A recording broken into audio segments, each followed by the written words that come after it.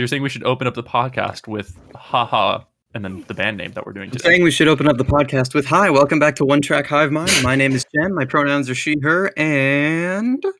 Hi, welcome back. Wait, fuck. Hi, I'm Dawson. Leaving it in, baby. No, Dawson, cut that out. I wasn't done. Hi, I'm Dawson. My pronouns are he, him. I'm Jane, she, her. And I was just cutting you off because I figured you were gone from the podcast after that grievous error that you just made. Dawson, cut that out. Maybe. I think go next. Court. Babick. Wait, we go down the list, don't we? Okay, Yeah, we got I'll go another one. next. I'll go next. So I'm Quirt, aka Kelvin. My pronouns are he, they. And drum roll, please.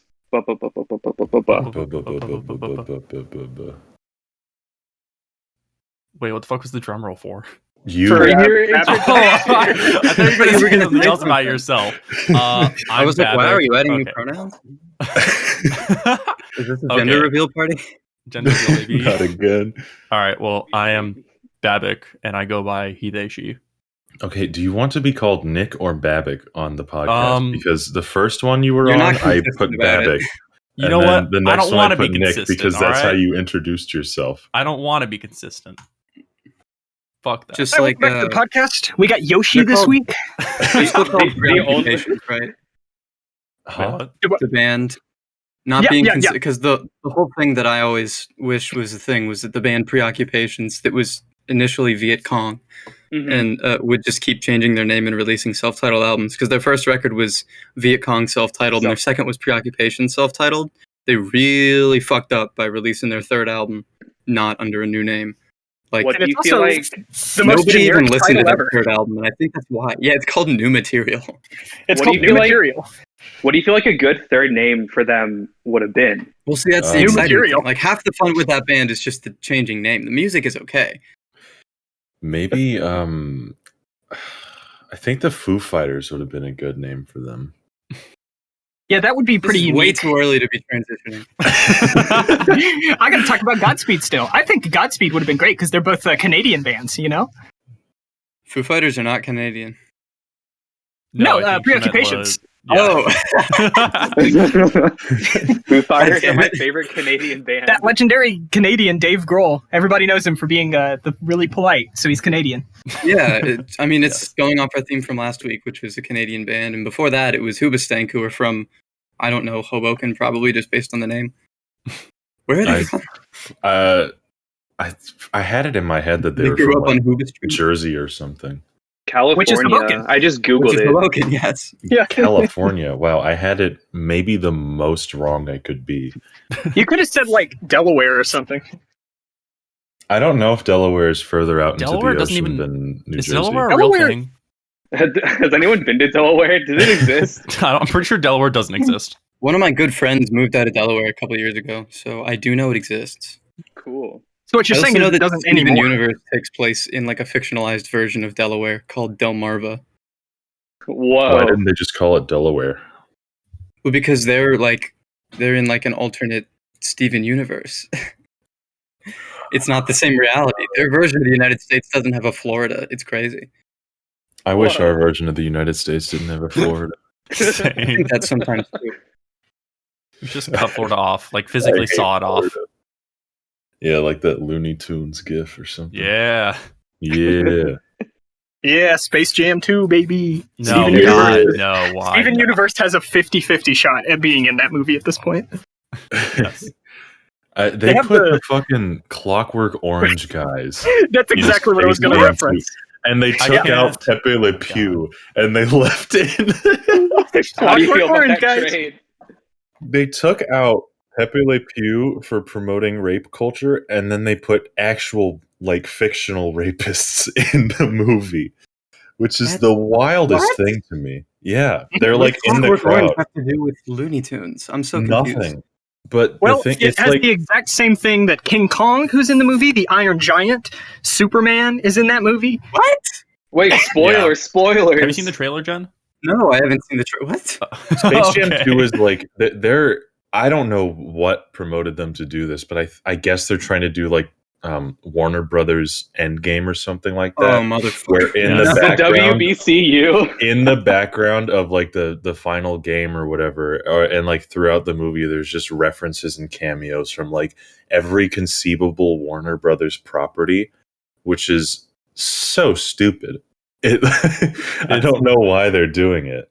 I know, it's the weirdest thing ever. Like, I remember when I first saw like the Iron Giant and Flintstones and Superman and all these other people, I was like, I was like, now that I've seen the trailer, I'm just waiting for the movie to be like complete garbage, honestly. I mean, nothing can really come close to the first Space Jam. No. Which was I feel also like- complete garbage. Well, yeah, but it was. Yeah, it I was mean, Space special. Jam is a movie that's like founded on being born within the range of a certain 20 years. If you weren't, there's no way you're going to like it. Mhm. Well, I mean, there's Mhm. that, and then there's the people who fetishize Lola Bunny. Yeah. Yeah. Who, I mean, and I should add, I'm totally with all the conspiracy theorists on this. Lola never had big tits to begin with. All the images that were circulating, I don't know if you've seen this, all the images that were circulating before of people complaining that they changed her model drastically are fan art. Because the big factor that I always saw, and if we want to cut this, I understand that, but the big factor that I always saw were the feet. I'm just going to be honest. That's what I always saw the focus on. Well, now I'm Okay. leaving it in. I don't want to dig into it too deep. All I'm saying is I've maybe before this whole controversy had my own separate interests in the situation, and all I'm saying is of other people's How far accord, are you going to take this bit, Jane? it's not a bit, unfortunately. I'm just saying, saw a lot of, it was good luck, is all I'm saying. Oh, because of the fucking Good- rabbit's it's a rabbit. foot. Oh my! Yes, That wasn't a joke, though. That was not a lie. That was not my lie for the episode. that was not your. Okay, so what's the sincerity here that you were like into Lola Bunny's feet? The sincerity here is that, accidentally running into that content when I was younger, may have spurred an interest in that content for, a short period of time. When you say this content, do you mean like Lola in general, or like content focusing on Lola's feet specifically? It's more Lola in general. I'm just saying that a lot of Okay. what I found during the time. The Period media with, that you consumed. I'd like it to direct your attention to the picture Jen just put in the channel. Why would you ever want to direct anyone's attention to that image? Have you guys seen the picture? It's one of my favorites. I feel like Jane's seen this. For the audio listeners, it's a 4chan thread where someone has posted an image of a honestly terrifying amount of Lola Bunny stuffed animals merch, and there's like a 3-foot, 4-foot tall statue of Lola Bunny that was obviously part of like some restaurant installation or something like that. And then there was a reply that says the guy reverse image searched it and found 0 results, and the horror that comes with realizing that this fucking madman has all of the like. This is like every bit of Lola Bunny merch. It has to be. Yeah, it's like that. The Like entire even the baby collection. ones, which is really fucked up. Wait, you said there's even the baby ones? Is Yeah. that what you said? Whoa. Yeah. I didn't even know there was a baby Lola Bunny. No, Baby that's Looney the- Tunes. You never saw that? No, I guess- wasn't allowed to watch Looney Tunes. When It I was on like I think it was on Cartoon Network in like the late 2000s. Yeah, that sounds about right. Maybe more like early. I don't know. Time periods are whack. I was like a purist, and I only watched the original Looney Tunes when I was young. Because all I watched was Boomerang. I didn't watch Cartoon Network or anything. Because I was like a really big animation purist. But you were also a Lola Bunny foot purist. Listen, we all have our lines. No, I mean like last week I was thirsting over Femboy Garfield, so like I thought This it was is- only fair. Yeah. yeah, no, I mean you've totally topped me. Don't wait. Can we talk about Godspeed again? Sure. Godspeed Go for or it. God's Pee? Godspeed. I have a theory. I have a theory on that All right, album title. please present your theory, Jane.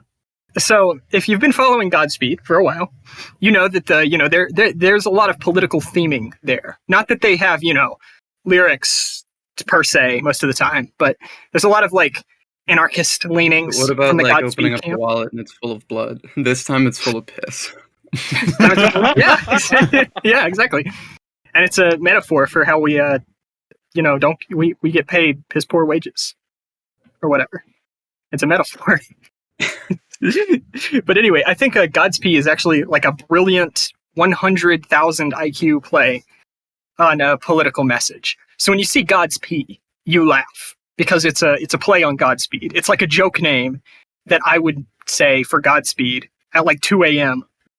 when I just like don't care about making puns anymore, and I'm just like saying Or when you're recording random garbage. Or when I'm recording a podcast and I don't care about being clever or witty, and I'm just trying to derail the podcast. Right. Exactly. As one does. As one does. As Jane does. As I do. It's very on brand for Jane. But when you think about it, when you're really thinking about it, what do you think about when you think of pee? That's right. Urination. Urination. You sure are. That's so true. And if you break down that word, urination, you're in nation. It's all about how What you're the in a nation. fuck?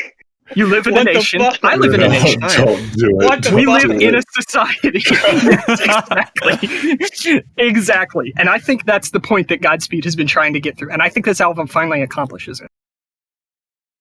The point that we live in a society? Yes. But that's not the full title. It's God's P. It states end. We live in a Yes. society So we're at state leading, end. we're running towards. So Godspeed is because they're heavily religious, as we all know. They're very, very biblical Baptists. So I've never heard their music Are they? before. Let me put them on my queue to listen to them later. yeah, I think it would be great to like listen on like a Sunday in like church. They're very, very biblical, and that's why it's Godspeed, because it's God's nation, it's God's country, and we're going towards the end of states because we're going to heaven. Is where they're leading us. Okay. We live in a society. So going true. to heaven. Oh, Yes. I got Exactly. a couple of like friend ads and comments on my Write Your Music page the other day or last night because I jokingly went to the page for God's P and just commented, I've never heard of this band. I just have a piss kink. And like immediately I got a bunch of people going to my profile and like commenting like, you seem really cool. I like your rating scale. And like, ooh, I Yeah. love that list you made, and then like adding me as a friend. It's like, oh boy, I'm one of those trans girls now. Yeah. Exactly. that's I so still, wild. I still think constantly about the time you went to every Arcade Fire album and put their best. Oh, I did that with Modest Mouse last night. Let's go. I did that. I did it with Radiohead once and managed to get an argument happening in almost all of the comments. It's like right Because I just material. went to every one of them and typed their best. I'm gonna do that It's- now. It's the easiest way to stoke the fire. They're So best. easily. Like, Wait, you should do the exact same thing in a couple months, but instead of saying their best, say their worst. Ooh. That'd be Whoa. spicy. I think it seems more intentionally incendiary, though. Like, their best is just like, I'm so in awe, I have to go and like type this really quick comment. But if you just say their worst, it's like you're trying to start a fight. no, yeah, exactly. That's why it's Oh, really okay, I innocuous. guess. Because if you don't notice that you're doing it on all of them, somebody could really think that I was like just declaring my love for Pablo Honey. Or Yeah, like exactly. last night, like I was listening to Strangers to Ourselves just for the first time because I like when I was 15 and I got into Modest Mouse, I listened to the first couple tracks, decided to give up, and I never finished it. And it's been like almost 7 years since then, and I just never got around to it. So I finally decided last night I'd do it. And so I just went to the comment chain, and it was a bunch of people complaining about how it's terrible, and I was just like, they're best. They're best. And then I just looking backwards in their Discog and doing the same thing. Let's go check. I'm gonna go check back and see if anybody responded to those. Which one of those is actually their best? There's a lot of opinions. I'm a Which one of those is actually Yeah, where's the lie? I'm a lone Jen from doesn't Crowded lie. West shill. I don't know which one I would say is that, because I think Building Nothing has really been resonating with me a lot more lately, but really it's like the second half is super, super strong, and the first half is just good. But Yeah. I think The Moon and Antarctica overall, I would say, is their best. I think you kind of like. I think it's one of those things where in the Modest Mouse fan base, we're at a point where if you say, like, this is a long drive, or if you say Lonesome Crowded West, or if you say the moon in Antarctica, everybody just knows. Like, it's like, yeah, that makes sense. Yeah, no, it's They'll have their appeal. I'm big into the Lonesome Crowded West myself. that was my favorite for a pretty long time. But sometime, it was one of the times when I went to go visit North Washington, which is Pacific Northwest is really kind of the Modest Mouse experience in terms of aesthetic. I was just driving on the highway, looking at all the the scenic trees and stuff, and it was in sort of transitional into winter time, like late November, and I had Moon in Antarctica on, and I was like, oh, this is like the perfect situation to be listening to this record. I think that was when it really clicked in hard. Wow. Yeah, I can imagine just like kind of being in the heartland Yeah. of an album like that, especially like an album that's so closely associated with a regional scene too. Yeah. That must have been a really nice and really memorable experience. That's really nice. There's a couple of albums that I like specifically put on when I'm up there. Like, We Have the Facts from Death Cab. I listen to specifically. I mean, I love that record. It's like one of my top 10 favorite albums, but I definitely make a point to listen to it at least once or twice when I'm driving around up there because they're from the Bellingham area. Yeah, exactly. I'll put on Glow Part 2 every time I'm up there, even though I don't like it that much because I'm still waiting for it to click. I've heard it like 1,000 times and it still hasn't clicked. I like pretty much every other Phil Elverum record, and I always go visit the record store where he worked and the one that distributes his stock. And I always buy a new record every time. But I don't know. That record, for some reason, is everybody's favorite, and I will never understand why. Fun fact, the only two Phil records I've heard are the Glow Part 2 and the Foghorn tape. Wait, That's such a weird choice. Tell us about the Foghorn tape. How do you feel like it's Foghorn like tape? Impacted you? Yeah. It's like, I mean, I'm not even going to lie. It's probably one of the best ambient records like I've heard, which I've not heard that many, but Weak. Shut up. Weak. I had it in the background while I was working on something, and I was like, damn, this is yup. And that was like me the whole time. Yeah, it's their best. I love it when I listen to It's music and their I go like, it's their best, yes. Better than the Glow Part 2, confirmed. I love the reductionism tag for it on Rate Your Music. It sounds like so much more than it is. There's something called post minimalism, or would that just be called regular minimalism again? I don't know. Same foghorn noise for what, like 40 minutes? I think that's how long it winds up. Like that. No, that's what I call minimalism. Yeah. It is minimalist. That tag is not inaccurate. Reductionism. Here's your little description. Is a form of experimental music that centers around quiet dynamics and use of silence. It is an umbrella term for several scenes which arose concurrently in the 90s, such as the Berlin scene, briefly called Berlin Reductionism, and later Echt music. I don't speak German. As their aesthetic began to expand, the London scene, sometimes called the New London Silence, the Tokyo scene called Onkyo, and the lowercase genre, and the work of composers who make up Edition Wandelweiser Records. So there's your description. I know what it is, but it's one of those things that, like, because it's a weird experimental genre, I can't put into words what it is. I just know it when I hear it. Mm-hmm. But I guess the lowercase and the Onkyo tags kind of make sense. Right. Yeah, that makes sense to me. I would say it fits in with reductionism. I'm kind of agree. like really deep into that weird shit, so I have to like think about how much, whenever I'm like talking about this stuff on the podcast, how much of it is like me having to explain something that not a lot of people know about, and then how much of like where I should be in between that and like patronizing the audience. Yeah. You know what I know mean? that. Like, I don't want to I mean- be like, well, actually, I feel like Yeah. all of our perceptions are warped of like of that kind of stuff because I'll be with my friends and just kind of like drop some artist name or like genre styling that like all of us here will know about, and then they like have no clue what I'm talking about. So I'm like, oh, it's blah blah blah blah or whatever the fuck. Babick. But I had the realization yesterday that I have literally no idea what like top 40 listeners, which is like kind of a dumb term, but like it's the only way I can think to describe it. I don't know what that kind of music like is. I don't know what those people listen to anymore. Or like what they know. If you ever get like, sometimes whenever I'm kind of just trying to tune into that, I'll throw on the Rap Caviar playlist on Spotify. That usually is pretty representative of the top 40. Yeah, especially in terms of like Spotify. Talk about bars, Hot fuck. Okay.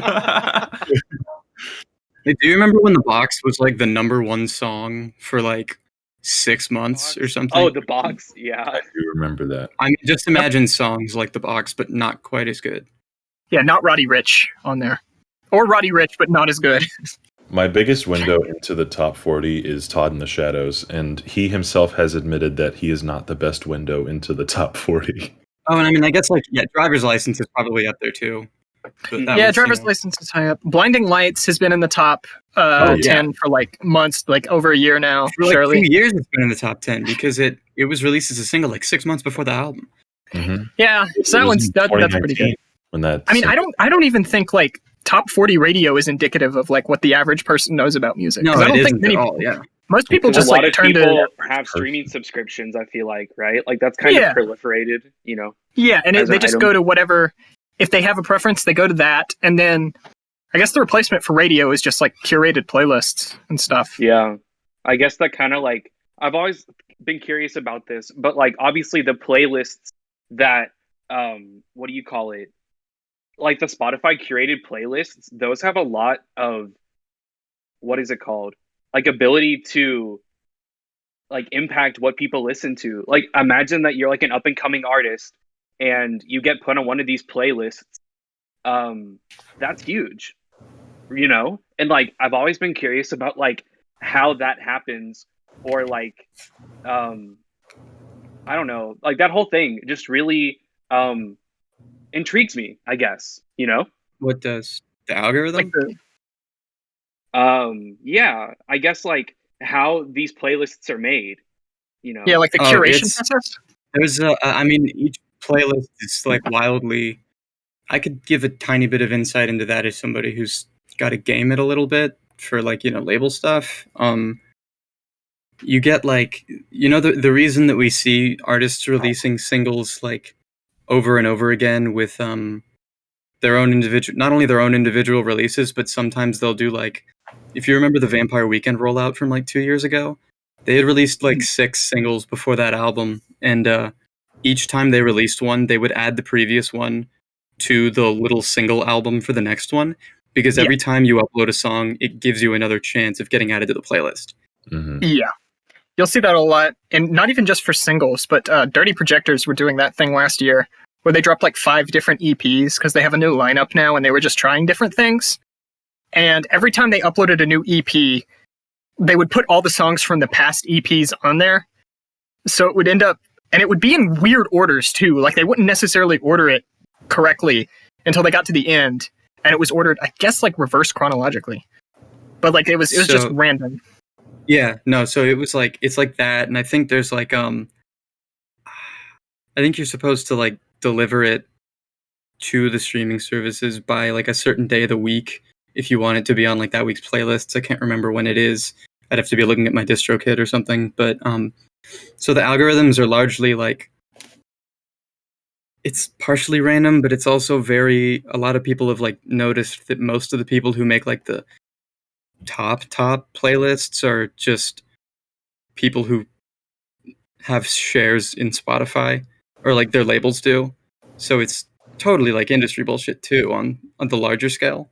Yeah, it's either people who are invested in Spotify who are fake artists that Spotify made up. Which is a whole controversy. I don't want to talk about it, but you can look into it because Spotify be shady. Very shady company. True. Bars. I also do have a little bit of insight into the whole playlisting thing because I was in a band, but also I have a friend who has been playlisted before, and you need like a certain amount of monthly listeners before you can even be considered. Because if you like try, a hard rule. yeah, there's a hard rule where if you don't have X amount of monthly listeners, which I can't remember what the number is, but if you don't have that, you're not even considered. And I don't know exactly how they choose it, but like when you do get playlisted, like my friend Ben Elder, shout out Ben Elder, stream Ben Elder, Vitamin Energy, Poggers. Shout out. I'm gonna verify. I'm gonna +1 that recommendation. It's good. True, it's very. I'm gonna good. +2 it. You've not even listened to it. I have not, but I trust that you all give really good recommendations, and therefore, having not me and listened Peanut to it, as only I listen to admit- bad music. No, Oh, that's not true. shit. Ben, if you're listening, I listen to good music all the time, and your music is good music. But anyway, he got playlisted, and it was for like one song off of his EP, and it my friend Jack and I agreed that it was like maybe the one that we were least expecting to get playlisted, but it did, and he shot up to like, I think at one point it was like 200,000 monthly listeners or something. Holy shit. Which was insane. Like he got playlisted off of one song, and I think he's still around like maybe 80,000 now, which is still way more than he had before he got playlisted, unless I'm wrong about all of these numbers. But regardless, it's like, it's nuts. The general point stands. Yeah, it's worth it to try and game it to get playlisted. Yeah, and it's crazy just like having one huge song just changes that a whole bunch. Because I'm super into the books. And the books were just like this, weirdo folktronica electronic stuff. And they haven't been active since 2010. But they popped off in monthly listeners either last year or like the end of 2019. Because one of their songs became a TikTok trend. And I guess just everybody... Yeah, A Cold Freezing Night became a huge TikTok trend. What? I think What because even of were the music TikToks? video. Like, what do you do? Like, what do you do in the TikTok?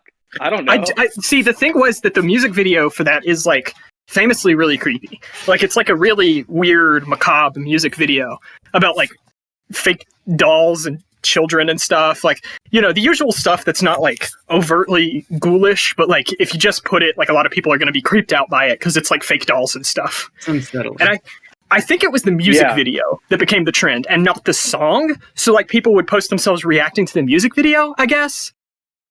I don't know exactly how it happened, but all I know is that like for a while the books were at like 500,000 monthly listeners on Spotify. That is really bizarre. Because I mean, I listen to the books too, or at least I've heard like 2 of their records that I go back to, and it's not the kind of band that I would associate with the mainstream in any capacity. The books are the kind of band where like if I show them to anyone I know in real life, they will ask me if I like listen to music for pleasure or just to pat myself on the back because I listen to museum type music. They're the audio equivalent of just like going to a museum for pleasure. Yeah, that's kind of true. That's a really interesting comparison to make. Like listening to music that isn't necessarily super accessible and going to a museum. I'll have to think about that. It was specifically the books that made me think that. I don't know why, but I was just getting like this very like academic type of feel. Like I was like observing high art. Again, like pretentious is the word that I would use to describe myself listening to the band. But I like listening to it, I feel like, this is like, oh, this is culture. This is academic music. Great band though. They're probably my favorite band or like top 3. They're up there. They're my favorite band that has "the" as the beginning word in their name. Yeah, so they're your favorite band because that's every band. Yeah, I think they're at least up there. I think I give like the music industry,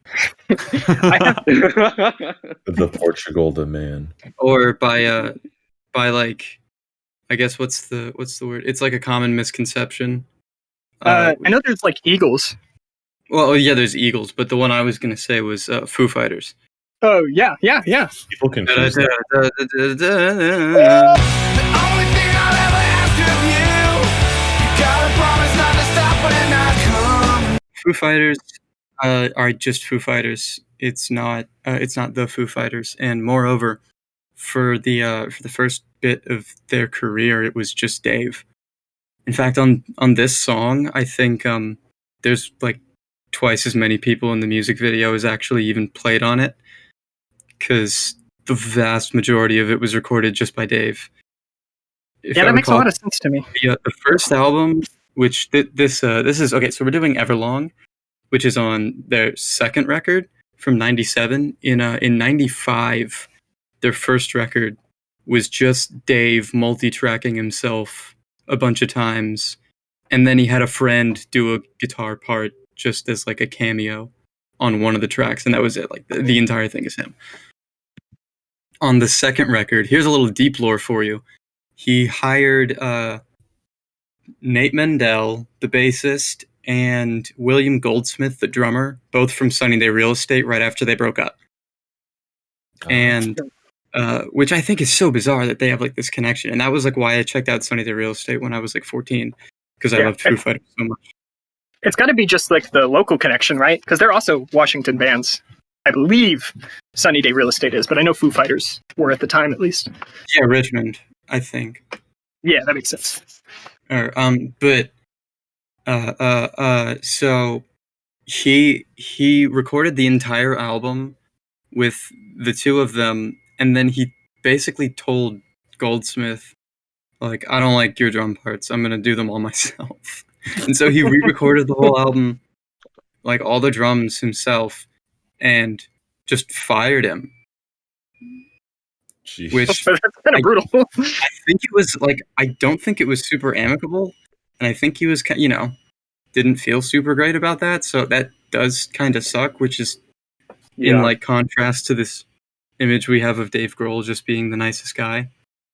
Yeah, music's nicest guy, which is why he's from Canada, because he's so polite. I do wonder,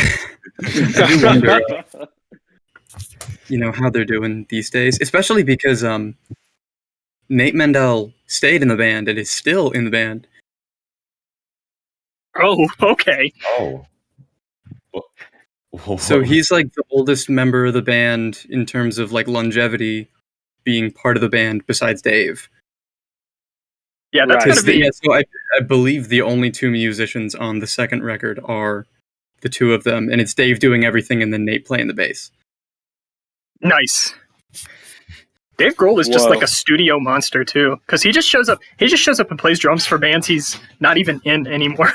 Because he was in Queens of the Stone Age for a while, or at least he like recorded the drum parts for songs for the deaf, I think. Yeah, but he did songs for he was a member because he toured with them for that cycle, because Foo Fighters had like a fallout in 2002, and like they went on hiatus for a couple of years, and during that time Dave toured with Queens of the Stone Age.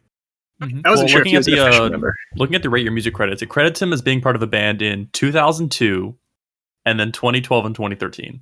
And that's it. Yep, because that's what I was going to bring up, because it's much less documented that he was also drumming on a lot of Like Clockwork. Yeah, he did like 5 of the tracks on that one, I think. Yeah, which that album is also like the complete opposite of what we were talking about with early Foo Fighters. There's like so many musicians on every track. Like Alex Turner from the Arctic Monkeys, I think, is on that album. Oh, that's right. He is. Because, he is background vocals on If I Had a Tail. Because If I Had a Tail, right? Because I was thinking it was Fairweather Friends, but that didn't sound right. I think Josh Homme did the production for Humbug, so that's probably how they met. Yeah, that makes a lot of sense. Whoa. I think one of my favorite little musical tidbits like this this guy is on this record and you wouldn't know unless you knew, and once I say it, I mean you'll know that I'm biased because I am, but Anderson .Paak is on the 4th track of Shawn Mendes' latest album Wonder. He plays drums, which is very cool. And then I would never have known that. You're right, because I haven't heard the record. You should Also in stuff Peanuts in it. that you would never pick up unless you looked it up, Shawn Mendes on the new Brockhampton album. Yep, he's on the latest single. He's doing background vocals and harmonies, and I think he's pitched down. Wait, is this really? Yes. They finally got him? They finally got him. Like, And it's in a role where you can't tell it's Shawn Mendes. Yeah, you do can you think barely he tell he's acknowledged there. the, like, I don't fuck with no white boys unless it's Shawn That's probably- Mendes.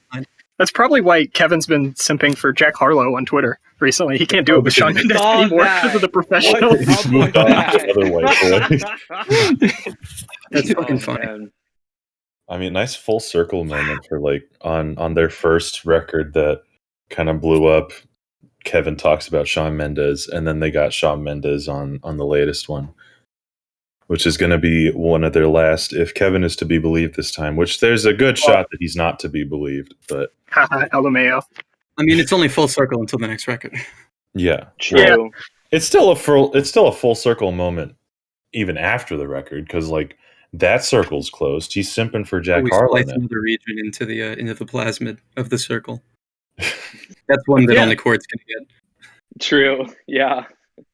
All right. Do we want to start talking about the song now or God's Yes. key. Oh, let's start talking about the not? song. Okay. I was hoping we'd hit the hour mark. Yeah. All right. So I guess we'll just go down the list. So at the Yeah. top of the Discord voice channel list is Jane. So Jane, what do you think of Everlong by Foo Fighters? Oh, This is and a like weird one. your experiences with it. Yeah, that's more what I was going to talk about because I Okay. feel like it's going to be boring if we all just say we like this song because it's, I don't know, I might be surprised, but I think this is just like a generally agreed upon to be a really good song. But what's interesting is this is kind of like, if it's not Foo Fighters' signature song, it's like top 3, right? I feel like this is Oh, it is. the Yeah, Foo Fighters. they close every show with it. Yeah, this is like the Foo Fighters song. It's probably one of the Foo Fighters songs, in terms of their singles, I've heard the least. Like, I've never heard this on rock radio. I've only heard it Really? seeking it out for myself, which is crazy, because I've always known it's big, but it's like they just don't play it around here. Now, what I have heard an unreasonable amount of times on radio and stuff is the best. Oh, best of you. Yeah. So someone yeah, and also for some reason, Walk, I've heard an obscene amount of times. Love that song though. Yeah, that song is pretty amazing. Pretty amazing. Probably since I set up my last FM, it's probably 99% of my Foo Fighters scrabbles. The best, the best. I mean, I know Everlong is huge. I've known it was huge since I knew about Foo Fighters, but I'm pretty sure I've only ever heard it listening for myself, or because my best friend is like a big Foo Fighters fan, and in high school we would just like listen to a bunch of Foo Fighters. So I'm pretty sure that's the only time I've ever heard it. Like I said, I think this is generally agreed upon to be like one of their best songs, one of the best like alt rock songs of the 2000s or 90s. You know, that whole like late 90s scene, early 2000s. And I don't dissent from that. I think it's really good. Sorry, go ahead. I was just gonna say I'm looking at the Spotify top 5, and it goes like, you know, predictably in terms of plays rather than like what's recently popular, like it sometimes does. Right. Number 1 is Everlong with 454 million. Under That's that a lot is of millions. The Pretender with 400. Best of You with 354. Learn to Fly with 285, and then All My Life with 194. Yeah, Learn to Fly is the other big one that I swear I've heard like 50 I'm surprised times. Monkey Wrench isn't in the top 5. And I mean, those are My all, Hero? those are all millions of plays, right? Not like thousands of plays or anything. No, these are millions. Yeah, this is, you know, the It's a lot of bottom one in the No, top the 5 Foo gets almost Fighters 200 only got plays. like 400,000 plays max on a song, obviously.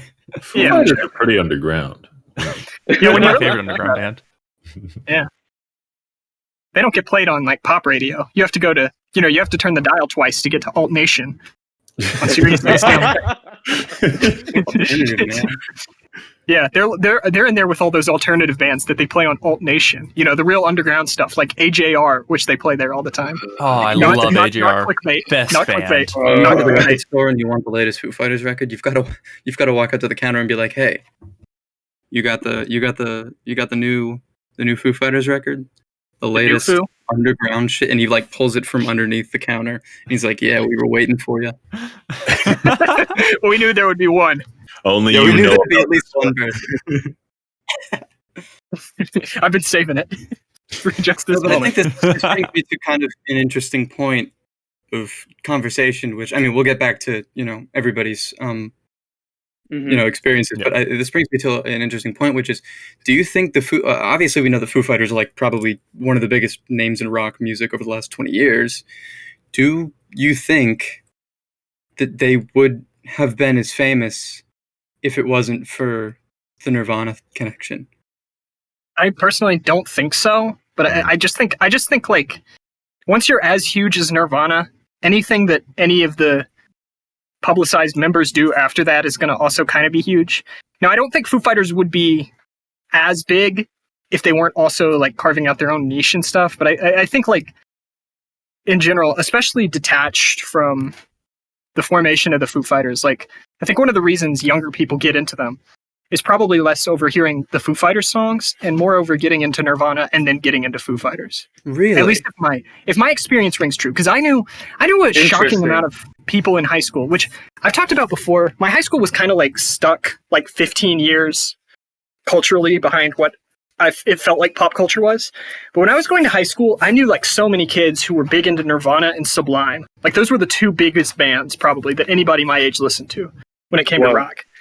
And so I just knew like a lot of really big Nirvana fans, and it was like the proxy of that they got into Foo Fighters. Because I was gonna say maybe it's like kind of both, because maybe when Foo Fighters were starting out, like it obviously got that boost because Dave was in Nirvana, but I feel they would have gotten really big, like maybe even close to as big as they were or are or whatever, just based off the strength of their own music, because like Everlong is a pretty like universal song, and it's hard to imagine a world where that isn't the case, even if Dave wasn't in Nirvana. Yeah, sometimes you just hear a song and it feels like it has that X factor.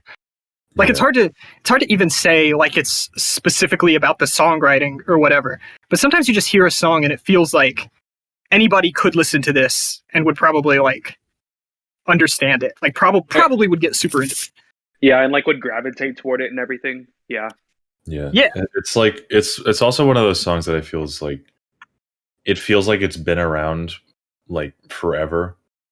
The same kind of quality that most of Creedence Clearwater Revival's music has, where like it just feels like it's like a primordial thing, like it's just a given with existence. Like You're Alive, You're a Human, and Everlong by the Foo Fighters is a song that exists. And Babick's gonna tell us that he's never heard it. Well, I have a shocking tale for you, Jen. You are correct. Oh, Yeah, when you said Everlong by the Foo Fighters, I thought, or not the Foo Fighters, sorry. I thought like, oh, what the fuck is that? Like dead ass. Like I know who Foo Fighters are because I browse music in general and I've heard their name every once in a while, but I've never listened to them before. At least not to the point where I could recognize a song and be like, oh yes, I've heard that song before. I would be shocked. Did you if grow like up in like a plain white room with no access to electricity or something? No walls, no windows. I feel like if you grew up on Mulaney bit where he's like, I don't look like I've done anything in my life. I look like I've been sitting in a room for 18 years eating saltines, and then I walked out here. I love John Mulaney so much. If you lived in a plain white room, you would probably still know about the Foo Fighters because white people love the Foo Fighters. That's true. Bars. True. Without electricity, you'd be stuck with white people from like the Amish country. Well, the thing is, like before like middle school, I guess I just like never listened to music, not like consciously at least. Like I never took the time ever to listen to music, and even when music was playing, I like never paid attention to it. It was always just background noise for me. And then in like middle school, I started getting super into like Newgrounds and EDM and all that kind of stuff, especially like. Okay, so like electronic music back in like Monster Cat has like a very specific feel to it, but there's a different kind of feel. Yeah, it does. Like you guys know the game Geometry awesome. Dash, right? Yeah. Okay. Absolutely. So I got super into the music that like was very heavily associated with that game, all the Newgrounds scene stuff, and that I think was sort of my like introduction to actually starting to care about music a little bit, and that's what I used to bump back in the day of like middle school. Babick, I have a question for you. Were you What's a up? good Geometry Dash player? Like, how do you feel like you're? How do Oh, you do feel you like not you know the played story game? about like how I used to be a YouTuber back then and like No, I I don't. okay. Tell So me, enlighten me. back in middle school, I used to like make content for the game for Geometry Dash, just like some like, skit videos, just like comedy bits, commentary, stuff like that. And I gained like an actual half decent following. I think one of my videos called Every Geometry Dash YouTuber in a Nutshell managed to get like 80,000 views, which for the game and the scene that was on YouTube, that was pretty good. And it Yeah. managed to, get me like connected to some of the more popular people in the scene. And like, I just very much became engrossed in that community. I was very much active in it. And I was pretty good at the game too. Like I wasn't like one of the best, obviously, but I had some pretty hard levels under my belt, I guess. So I would say I was good for sure, but I wasn't like noteworthily amazing or anything. Wow. Pro level. TSM sponsored. Yes, Geometry Dash Esports. That's definitely Yeah, Cloud9 that was actually a come pick video up idea this that man. never came to fruition for my channel. Like I was gonna make a sketch of like if the game was an esport. Wait, that would be hype as fuck. Because like Never too late. True, technically- never too late. Technically, can't you like not speedrun the game because you're always moving at the same speed? So it's just a matter of like, can you have a perfect run? No, there are speedruns Right? in the game. Like there is Oh, a okay. speedrun of how fast can you die in every main level of the game. That was a Whoa. speedrun that used to be pretty popular back then. Anti-speedrun. Exactly. It's an anti-speed run because like what you have to do is you have to die at like the beginning of the level. And the speed run isn't even you playing the level, it's how fast you can switch to the next level basically. Whoa! Yes, I love those niche speedruns. Those are the best. Yeah, no, I remember I attempted it once and like I actually did pretty decent, but like I never practiced at all, so I never got like top times or whatever. Weird speedrun categories are fun because they always name them something silly. Yeah, exactly. I was gonna mention Elliot told me just like yesterday about the Super Mario Odyssey category. It's called nipple percent. Yes, Yeah. I It's love like that beat the category. game It's by my getting favorite. the swim trunks as fast as possible. There's a lot of it for like old N64 games too. I mostly watch Mario 64 where it's not as common. But there's like a bunch of like just really dumb ones for especially like old Legend of Zelda games. I think the only ever game where I actually like genuinely attempted speedrunning and trying to be as good as possible was Minesweeper. Minesweeper? Yeah, no, so like How does that go? so there's a site called World of Minesweeper in which I think at the time that I used it, there was like 800, 900,000 active, well, not active users, like registered users. And I managed to rank in the top 1,000 at one point. Yeah, I remember my fastest ever time was like it was a 10 by 10 grid with 10 bombs in it, and I managed to complete it in 3.1 seconds or so. How the Let's go. Yeah, I love that was Minesweeper. like there was only 2 games that I was ever like good enough to be better than a lot of people at. Those 2 games being Minesweeper and the first Star Wars Battlefront that EA released back in like 2015 or whatever. Well, no, there's 3. Well, the 2015 one, that's like No, everyone I'm fucking saying- hated. I'm saying there's 3 games that you're better than the average person at. Oh wait, Sudoku. Sudoku, No, I the- am not. Well, I guess better than the average person, yes. But the the thing third is, like, one is not knowing of any music. Oh, that's that is, oh, that's so true. My gosh. Guitar Hero not knowing a song any percent. You know, a couple months ago, Babick I was opens the game and is like, That I actually win. does- no, I have a story related to Guitar Hero. That's literally what Peanut's about to say. A couple months ago, I was at a friend's house. We were playing Guitar Hero, and I didn't recognize like 90% of the songs on there. Oh, Classic Babick moment. what is it Truly like on to be brand. Babick? I don't know how to describe it. It's very well in terms of like the musical aspect of it. It's very off. It's very much just like an You've listened to- anomaly. You've listened to Toy Car like what? How many times? And you hadn't here. heard Everlong before today. Babick, have you ever heard like I don't know, Hotel California, Stairway to Well, Heaven? Well, okay, that one I've heard through virtue of existing. Yeah. Well, Have you you can gone say out any of- of these yeah. songs. Well, Yeah, yeah, that's that- true. when There you are draw some that songs virtue I've heard through virtue of You haven't existing. heard but, like, Everlong songs. You Oh, haven't heard Just a Friend. Peanut, to answer your question real quick, it's 114 times. Oh, However, my that is mistake. nothing compared to my friend Ezra, who has listened to that song I think 3,000 plus times now. I think Not your friend enough. Edward needs to see it. I've told this story in text channels before, but you know that old like 4chan meme, and it was the guy goes to his friend's house and he sees he has like 30,000 plays of Linkin Park's In the End, or however many, like some obscene amount. I have a friend who has one of the closest stories to that ever, because at the start of Modest Mouse's Good News album, Oh yes, I know the story. yes, there's like a 7-second or something horn intro, maybe even shorter than that. I don't know, but on his Apple Music or Google Play or whichever he used, I don't remember.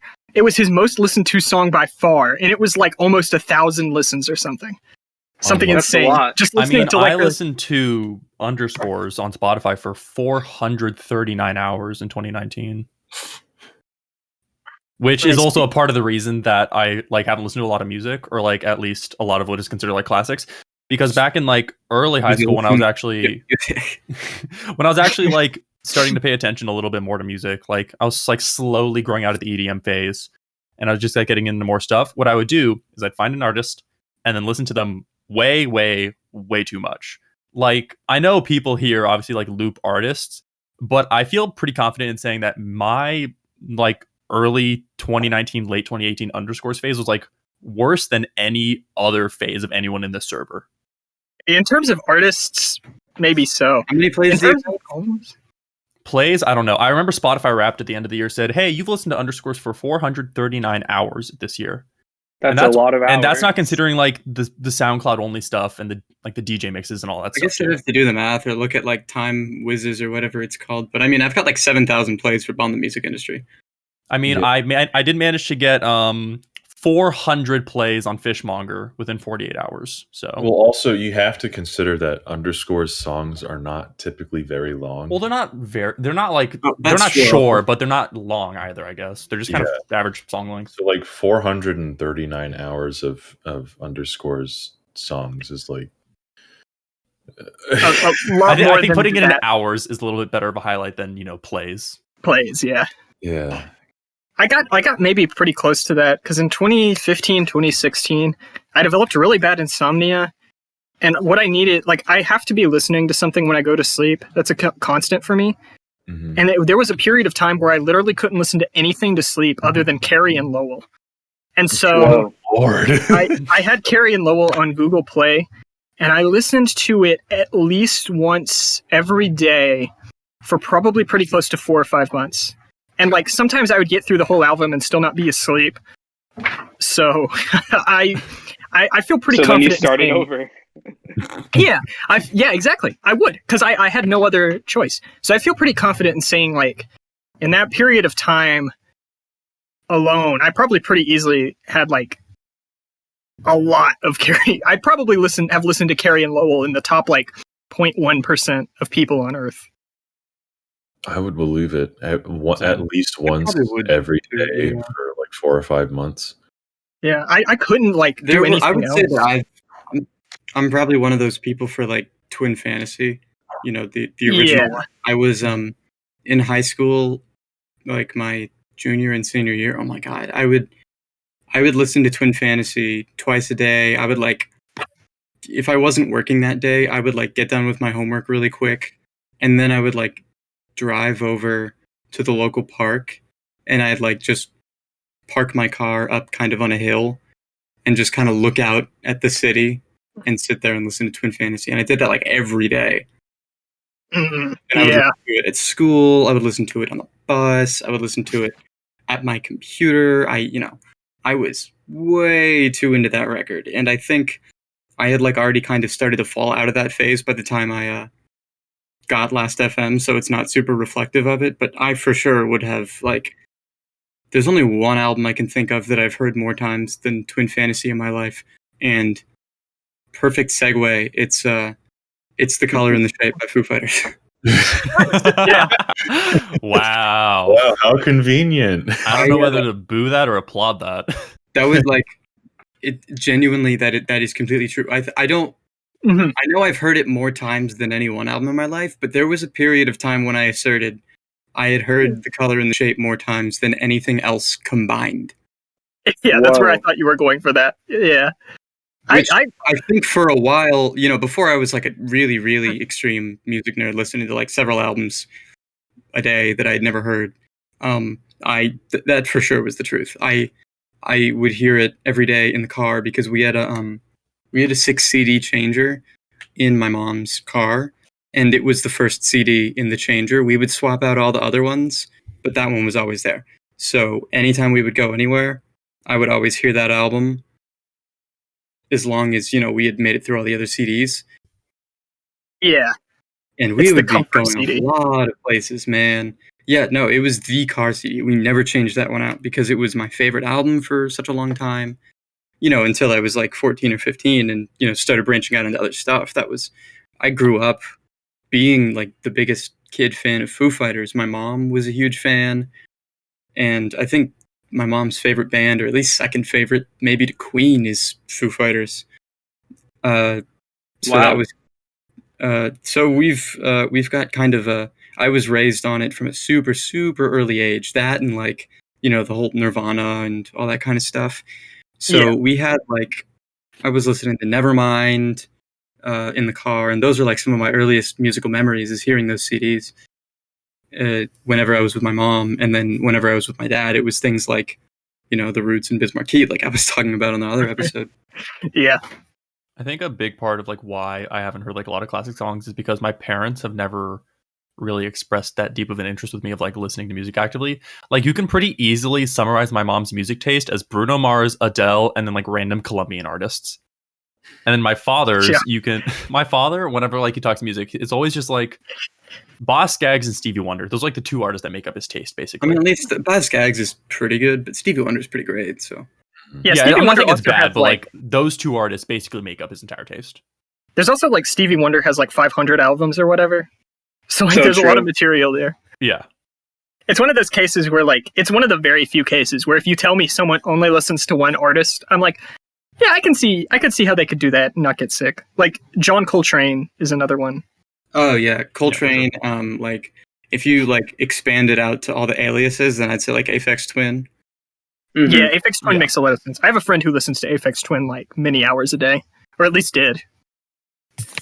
That's pretty based, That honestly. makes perfect sense to me. There's a lot of it. You could Yeah. you could do that with Merzbow. You could do that with there's a lot of noise artists. Yeah. And I think it makes like a lot of sense too with like Stevie Wonder, Aphex Twin also, where it's like not just they have a lot of music, they have their own style, but it's not like they make the same album every time. Like they have a lot of variation, but it's also like very clearly them behind it. So I'll just expand real quick and say that like Everlong was obviously the super close and important song to me for a long time, and I mean it still is in a sense, because that record was so huge to me. I had not only listened to it in the car a million times, but on my own a million times. It was one of the first records I bought when I got a turntable, and I would constantly like make like this is my chart with like all my favorite albums on it, and Color and Shape was always number one. And Everlong is like the song from that album.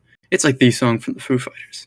Yeah. So just- of course from that album. It's just such a huge, ubiquitous thing that obviously I love the shit out of it. There's so much that I could talk about. And I mean, we'll get into the specifics of the song afterwards, but I think that just my experience with it is like I'm so closely, intrinsically linked to that record and that song that it's very hard to separate from me. Yeah, no, I understand that totally.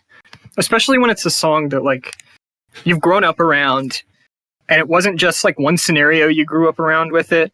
Like you were actively listening to it, people around you were actively listening to it, and it was also like on the radio a whole bunch. Every day. Yeah, every day. Yeah. And Yeah. the other thing was whenever we weren't listening to CDs in the car, we were listening to the XM station Lithium, which was like named after a Nirvana song.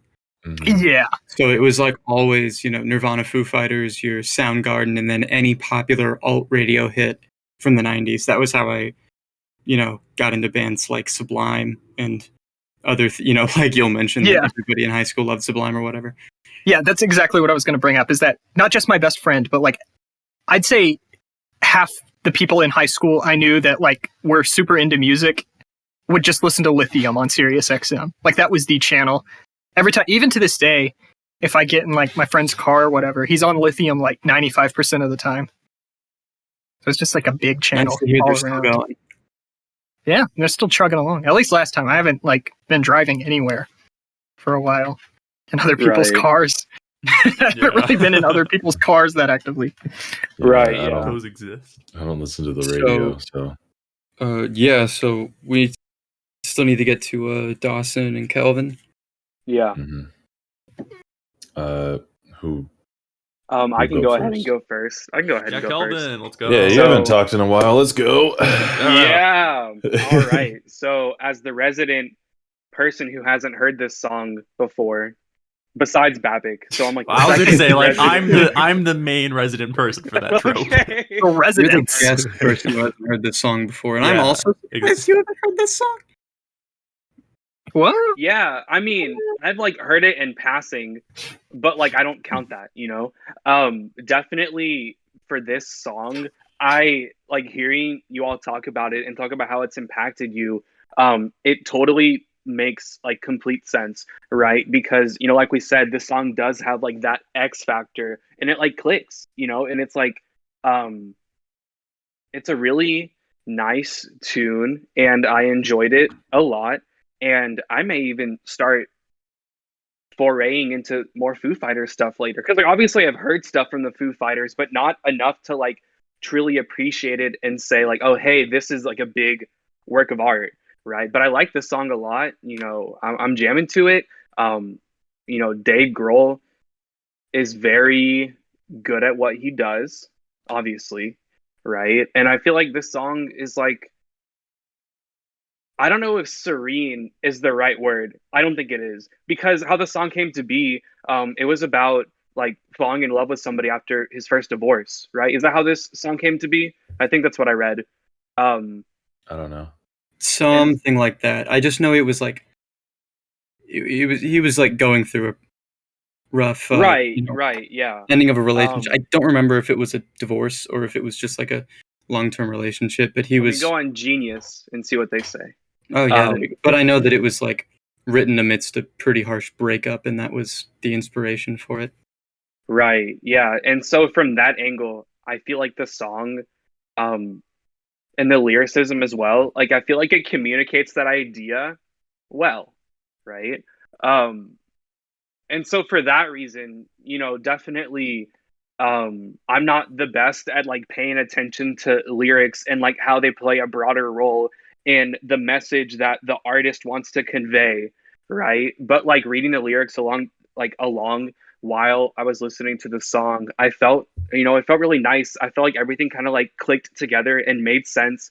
And I wouldn't be surprised if throughout listening to more Foo Fighters stuff that like this song is the one that I most gravitate to, even if that's like a quote unquote basic answer for like the, you know, my future self answering the question of what my favorite Foo Fighters song would be. I feel like I'm okay with that because this song, I liked it a lot, you know. And I guess I kind of wanted to end with not like a huge question, but like a question to ask y'all, you know. So obviously Dave Grohl is from Nirvana. That's his history. And so Nirvana is obviously very clearly grunge music. Would you say that Foo Fighters, like, is post grunge a good name to refer to the band with? Like how would you feel like you describe if post grunge even is a thing, like what that is, you know? Post grunge is a thing, but that's generally because here's the thing: is post grunge does get slapped on a lot of the the Foo Fighters earlier stuff, but Right. that's just kind of because of the era it was in. I don't feel like it's really representative of this. I just think of it more as like alternative rock. Because Okay. post Yeah. grunge is really your like Nickelbacks, Creeds, that kind of stuff. Right. Puddle of Mud. Okay. Yeah, Disturbed. Anything that like kind of verges on new metal but isn't quite. Usually you've got Yeah. gravelly vocals. Oh, and I see, kind I of see, why I see. people- That's also Mhm. why people would throw Dave in there, but he sings most of the time, doesn't really get that gravelly. Mhm. Yeah. And the It's Right. songwriting doesn't match super well. Foo Fighters they're pop songs. So Yeah. true. Yeah, that they really, really are in terms of songwriting, especially. And I think It's you can interesting. really represent that well in terms. Sorry, what were you saying? I think it's interesting that you brought the question up at all, because I was actually thinking earlier about the post-grunge label and how I feel like if you're talking about post-grunge as a genre, I don't think it really fits. It fits more as like a label of the era, if that makes sense. Because they were definitely making music that was like after grunge's moment in the spotlight. And obviously, like inherently, their music was getting compared to the grunge music for a multitude of reasons. And in that sense, I could see it being called post-grunge. But I think if you're going for like the actual genre breakdown of what post-grunge usually means, when I think post-grunge, I think that's like the nice way of what people call butt rock.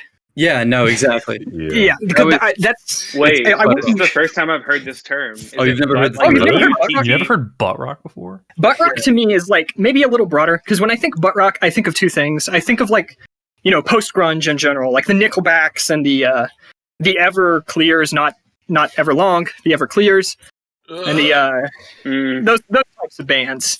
They were like really popular, like early mid 2000s. What I think of mostly is like music that you would hear on WWE. I think the best butt rock I know of is like Sonic music, but specifically the Sonic Adventure soundtracks. Right, yeah. What's the name of that band? Crush 40? Crush 40? Crush 40. Does that count Yeah. as rock? I think of that as like power poppy. It's butt rock. It's like powerful butt rock. I've even heard songs from them that are almost, you know, power butt. Yeah, it's like power bottom. They've got those powerful thighs coming into the songs. Yeah, I've even heard like a song or two from them that I would maybe classify as power metal. They certainly do veer more on the metal side than the pop side sometimes. Especially like vocally, I'm thinking like all the 80s. Like, I wouldn't be surprised if there's like a bit of the hair metal influence there, just in terms of like the very over the top nature of it. Mm-hmm. So what I was going to say is that I think you can really represent where like Dave's mindset was with regards to songwriting and how he wanted his stuff to sound as opposed to Kurt Cobain by so In Utero, the last Nirvana record, was recorded with Steve Albini because Kurt really liked Big Black, but he specifically said he really wanted to get the production of In Utero to sound like Surfer Rosa by the Pixies, which Steve Albini did. The Color and the Shape is this record, was recorded with Gil Norton, who did Doolittle, because he wanted it to sound sleeker and poppier, which is kind of two very different sounding Pixies records back to back, and I just think it's kind of interesting that you can use that as a frame of reference for how Dave always was really he's writing like stadium rock poppy songs, and you know, Nirvana was a pop band too in some sense, but they wanted to sound really, really dirty and abrasive while also having the pop sensibility. So that I just thought that was kind of interesting. Yeah, I agree totally, especially like thinking of it in terms of stadium rock, arena rock type of stuff. That's very much the kind of vibe I get. Because it's very much. I mean, every Foo Fighter song that you can name off the top of your head has a huge stadium chorus. Mm-hmm. Yeah, and it's not something that I don't know why, but when I think arena rock, I always think like 70s, like early 80s rock. But it makes total sense thinking about Foo Fighters that way. Like I feel like even if you're not like the biggest Foo Fighters fan, you want to see Foo Fighters live if you like their music at all. Yeah, I mean, I've seen them live a couple times, and it's really good, even if you don't like the band. Yeah, because it's written. The band is like tailor suited to being a live band, and it just so happens that they retain some of the elements in their albums, so they're actually good albums too. At least you know the good albums are good albums. I'm not defending the new one. there's a lot of people who would like, you know, I think I'd probably draw the line of where they stopped being great, or would like say that like I'll pick and choose these records that I still listen to differently than some people would. But I mean, I definitely didn't like the new one. Yeah, I feel like like the one before that, but the one before that Sonic Highways, I listened to a shit ton of in high school, so I really liked it. And that one came out. That one came out when I was in high school too, and that's like the one I've listened to the most. 2014 or 15, but so I've got Wasting Light that one's just unabashedly a great record. Yeah, that's the one I was going to mention. Like, that's the one I always latched to in high school because it was like kind of new, but it also still had like a lot of my favorite songs on there, especially Walk. Shout out Walk. Yeah, I mean, what a fucking closer. Yeah. And we should I should make you as in like those of you who haven't heard it, like we should do a listen after this or something so that we can just listen to Wasting Light because it's such a fucking slapper. I'm very down to do that. Oh, I just realized in my like spiel of like this song, I never talked about whether I actually liked it or not. So I think out of all of the songs that we've like done on this podcast, so far I've been like pretty lukewarm on them. Like Buddy Holly, I like just don't like River's voice, so that kind of ruined it for me. Hooper Sings the Reason I kind of hate. But this one though, I actually thought was pretty good. I actually really like this one. I thought the production has aged at least like well enough to the point where I enjoy it, to the point where it doesn't matter. And then the vocals, I don't hate the vocals, so thank God. But what is that supposed to mean? It means that I don't know. I feel like for some reason, like for every song we've done so far, for like Hoobastank and Weezer, I've hated the vocals on both of those. So this is the first one where I'm like, yeah, I don't hate these vocals. Let's go. That's interesting. Okay. You're also listening to one of my top 10 favorite songs of all time last night, and you said that you thought James Blake had a bad singing voice. So. Oh no, it's not a what? I did not say he had a bad singing voice. For you. Well, you didn't like the thing about James Blake though is like I feel like for some reason this is very much a me thing. It's not like a complaint about the music itself. It's a complaint about how it interacts with my ears. It feels like his vocals are like holding me back from a distance. Like they feel almost a little bit too alien to the point where I personally just like cannot resonate with it. If that makes sense. No, I get that feeling. I understand that. Yeah, that's kind of what I feel with James Blake on his self-titled record. Because after that, Luke said, "Oh, if that's your complaint, you'll like the like other stuff." And then I listened to like Overgrown, I think it was, and I actually really like that record. That record is pretty good. That follows to me. That tracks for me. Yeah, like you remove the one part that I didn't like, I'm like, oh yeah, James Blake is pretty good. If you remove all the parts that you don't like out of an album, then the album is very good. You know, that's not always that is true. Well, what if you hate everything? Wouldn't it just become silence then if you remove all that?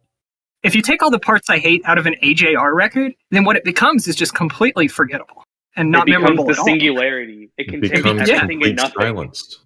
I would rather have an AJR album that I can angrily rant about for 5 hours than I would, an AJR album. I'm talking about AJR a lot, but I've also accumulated a little over like 100 Scrabbles for them in the past 2 days. So I might be a little bitter. I'm sorry. I committed. I told myself my April Fool's joke this year is I'm going to force myself to listen to every AJR record. And I did. And per my own rules, I have to listen to every album at least twice. So I did. Okay, wasn't the original joke like simply you were originally your going to rules. say? Wasn't your original joke like you were going to say that they're actually pretty good and try to defend them? But then Netflix party happened, and you're just like, no. Yeah. What happened was my joke was going to be so abysmal. It's so bad. Oh, I hate it. I listened to their debut, and my guideline before I had listened to a single part of any of the albums because I didn't know I'd heard like a lot of AJR songs on radio and whatever. And just out of morbid curiosity. But I had never heard an album, and I didn't know what was what album. My idea was that I was going to listen to their debut and be like, I wonder where it all went wrong from here, because this is like a pretty decent indie pop album. And then I was going to listen to The Click, which is the second album, and be like, this is like kind of forward-thinking masterpiece, like proto-hyper-pop type thing. No. I'm ready. I say this actively, like all the time. I'm ready is proto-hyper-pop. And then, I stand by that. As part of my, approach to humor, my multi-pronged approach to humor, I would get to the third album, Neo Theater, and that's where I would be like, oh, they sold out really hard. This is like the worst album I've ever listened to. And then the new one, I was gonna come full circle and be like, this is like if Weezer's new album was good, like if they incorporated the orchestral elements really well, and I was gonna give it a 10 on Rate Your Music. And what happened was I was almost at the end of The Click, and The Click has this one song towards the end that's supposed to be like the emotional high point, and it's called Netflix Trip. And the concept of that song is like, you know, having like a tumultuous life, but kind of turning to media and stuff, you know, like kind of associating the media you consume with like these periods of your life and using it to help yourself get through tough times, which I think could be a great song topic. But how they executed it is that it's the most blatant astroturfing for Netflix that I've ever heard in my life. Because like the song's emotional high point is basically like, thank you, Netflix, for The Office, which isn't even on Netflix anymore, but that doesn't matter because the song was written in. It was. That means that the song is a historical relic, Jane. You need to give it credit. Yeah. Credit it's a classic now. It could be put up in a museum. But and you know, not even just that, but it's not a particularly like nothing in that song is like super like depressingly sad. It's just kind of things that like everybody goes. Yeah, it's things. I mean, hey, I mean, he had his first crush in season 2. Like that's pretty deep. He had his first crush in season 2, and it's like I think that like objectively the most emotional thing that happens is that like he says his grandfather passed away at one point, and he, you know, that's like I think it was season 6 that he said it was. You know, the season. Why do you remember? Yeah, okay.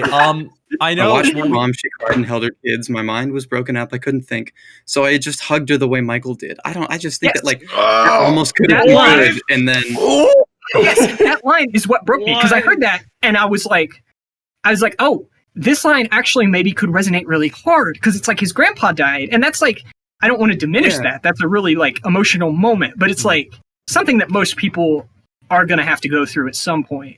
And then it's like he's talking about not even his sadness, but his mother's trauma over it, you know, like her holding them tight. And I was like, yeah, that could be like, you know, really touching. Like he could really like go for, you know, it wasn't just that I was sad about it. It was that everyone I cared about was sad about it. And then he's like, so I knew just what to do. My hero, Michael Scott, he paved the road for me, baby. all guns a-blazing. I know the solution. The Office taught me what to do. Okay, but to comment on the AJR thing, I have actually like defended certain AJR songs in the past. And I still will to this day, a couple of them, because it's... Why? Shut up, let me explain. It's kind of like a panic situation for me in which like they'll have a good song and then follow it up with immediate garbage. So it's like I'll really be vibing to one song. Like I stand by Turning Out Part 2 off of Neo Theater. I actually think that song's pretty good. But then they'll follow it up with I don't think it's directly after, but like Hey Winter, which is like complete garbage, utter dumpster fire level of song or whatever. And back in the day, like in high school, I actually used to like bump AJR a decent amount. So I unashamedly admit that to this day because I have no shame. I've already said way too many things that make me or should make me ashamed. Shut up. Yeah, no, you know, listen to whatever you like, and you know, I still like even like just this last week, I was listening to like some of my old favorite all-time low songs, and I think a couple of them still hold up. But this is just a band that I didn't get into ever, AJR that is. So like, you know, having to just listen to it is. I guess my introduction to AJR is this is becoming an AJR episode was freshman year. You say that like that's a bad thing, Jen. Freshman year of college, I was hanging out with this crowd of people who ended up kind of, I don't know, there was some weird stuff going on there, and they just kind of started ghosting me and not inviting me to things, and that was suckish. But during the period that we were hanging out, we would drive a bunch of places and just go wherever, and people would like take turns with the aux cord, and everybody would like get a song, and we'd rotate. And this one girl would always put on that fucking horrible song. I don't know if it's called like "Let the Games Begin," but that's the chorus. I think that one's on Living Room. I think it's got this really, really, really, really obnoxious sample. The you know, like the like in every cartoon ever when they're like at a summer camp and the trumpet goes off in the morning. Mhm. And it's like Oh, like the it's like- bugle or whatever. yeah, it's called. yeah, exactly. It samples that and uses it for the hook. It's so bad. Really? It's so Gosh. obnoxious. But this girl was like, I almost like felt bad. Like I never said anything to her. Like I never said like I don't like this or whatever. I just kept my mouth shut. But I felt bad because she was like, these guys are like so talented. They're like, they're brothers and they write all the music themselves and they play their own instruments.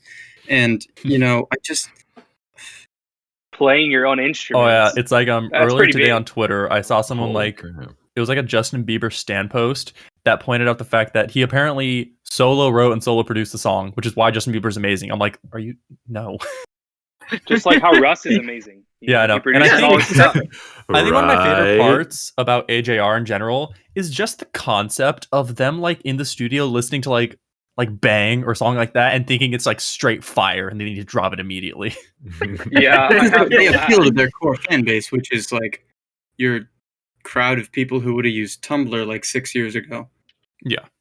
I don't even know if that's a like if that like encompasses AJR's fan base anymore, because like I knew a couple people from my high school who got married at 19, which is terrifying. But I'm 19. I knew a couple people who were like huge AJR fans, and like she kept telling me to listen to AJR and like recommending me AJR, and I was like, I wasn't really at the point in my life where I could listen to something and acknowledge that whoever recommended it to me was like super attached to it, so Yeah. I wouldn't like rip into it. Mhm. I wasn't at that point in my life where I you could not be a dick about it. Mhm. Oh, So I just chose not to listen to it because I figured that was just a happy little middle ground where Okay. I thought this was going to end differently no, Yeah. with you just like not being friends anymore because of AJR. well, Mhm. no, yeah, I never listened to AJR, and then at one point, she and her husband stopped talking to me for some reason. And then afterwards, I listened to AJR. So now I'm comfortable in saying they're fucking awful. I remember the Bars. night it was coming out, I like tagged the spontaneous role in the server. I'm like, hey guys, I'm gonna listen to AJR's OK Orchestra right when it drops. Yeah. And then I'm Peanut, still so mad that oh my gosh. I was there listening to OK Orchestra by when the Gami AJR. single dropped. And the new Origami Angel single dropped. And Yo. my friend I was my so friend was pissed that I had to wait it texting out. me. My friend was texting me about like how good it was and like how they re-recorded Greenbelt Station. And I was like, Jack, please, I'm listening to AJR. And he's like, who's holding you hostage, man? I mean, you had 5 minutes before the LP started. You could have done it then. I forgot, How okay? could you? I found a historic relic from my time on the server. Ooh, do A tell. very, very early screenshot that I have posted here. We could, maybe throw up. And it is me talking about how I got broken up with on Valentine's Day last year, which is accurate. And then people in this server made me listen to AJR later that day, and that was a worse event that happened to me that day. that was the inferior of the. I would have rather taken that out. Oh yeah. So what you're saying is the best breakup remedy is you need to listen to some just like absolute garbage music. You would think so, yeah, wouldn't just put you? on some Six Impala and you're fine, Yeah. Let's go. Yeah, gonna turn on "We Fucking Love You to Death" after I get broken up with, 100%. Yeah, because at least if your partner's not there for you, they love you to death. So all six of them. True. Well, If they you put on Rubber, I guess you'll they're be like- disappointed because that's a good album. You'll also be disappointed because that's something that I don't know if I should keep going with this joke. Rubber is something that you should have when you're in a relationship. Mm, I want to say this true. was like 2 years ago, maybe. I did a listening party with my friend Jess from Rosentalk, and Mike was there, but he wasn't listening. He was just watching us listen to the click, and it was this was what he said. This is like, I dug up an old screenshot for this one. Mhm. He said, "You know what this is like? It's like I'm watching someone get horribly murdered, but I'm just behind bulletproof glass and I can't do anything about it, but I'm safe." I know that feeling. I love that. I know that feeling all too well. Peanut, what do you think of Everlong? I was about to like come up with some dumbass transition to talk about that. But yeah, Everlong, fantastic song. The most experience I had with Everlong was my family in general was like super big into Guitar Hero back when that was a thing, and before they oversaturated the market with fucking like Guitar Hero Van Halen and Guitar Hero Metallica and Guitar Hero 5 coming out in the same year, and everyone being like, I don't want to play Guitar Hero anymore because there's so many fucking Guitar Hero games coming out. Yeah. But I can't remember which Guitar Hero it was. Also, hey, take a shot if every time I say Guitar Hero. I'm pretty sure our listeners will be dead if they do that. But yeah. Wait, is the game to take a shot every time you say Guitar Hero? Like, that's it? Yeah. Yeah. That's the game. That's the entire game. All right. Fun viewer game. Court, do not participate. Don't do it. Don't do it. But anyway, it was either World Tour or 3. Yeah, Jen. It was World Tour. It was World Tour? Okay. Yeah. Yeah, Everlong was on Guitar Hero World Tour, which was probably my favorite Guitar Hero game because it just had a really good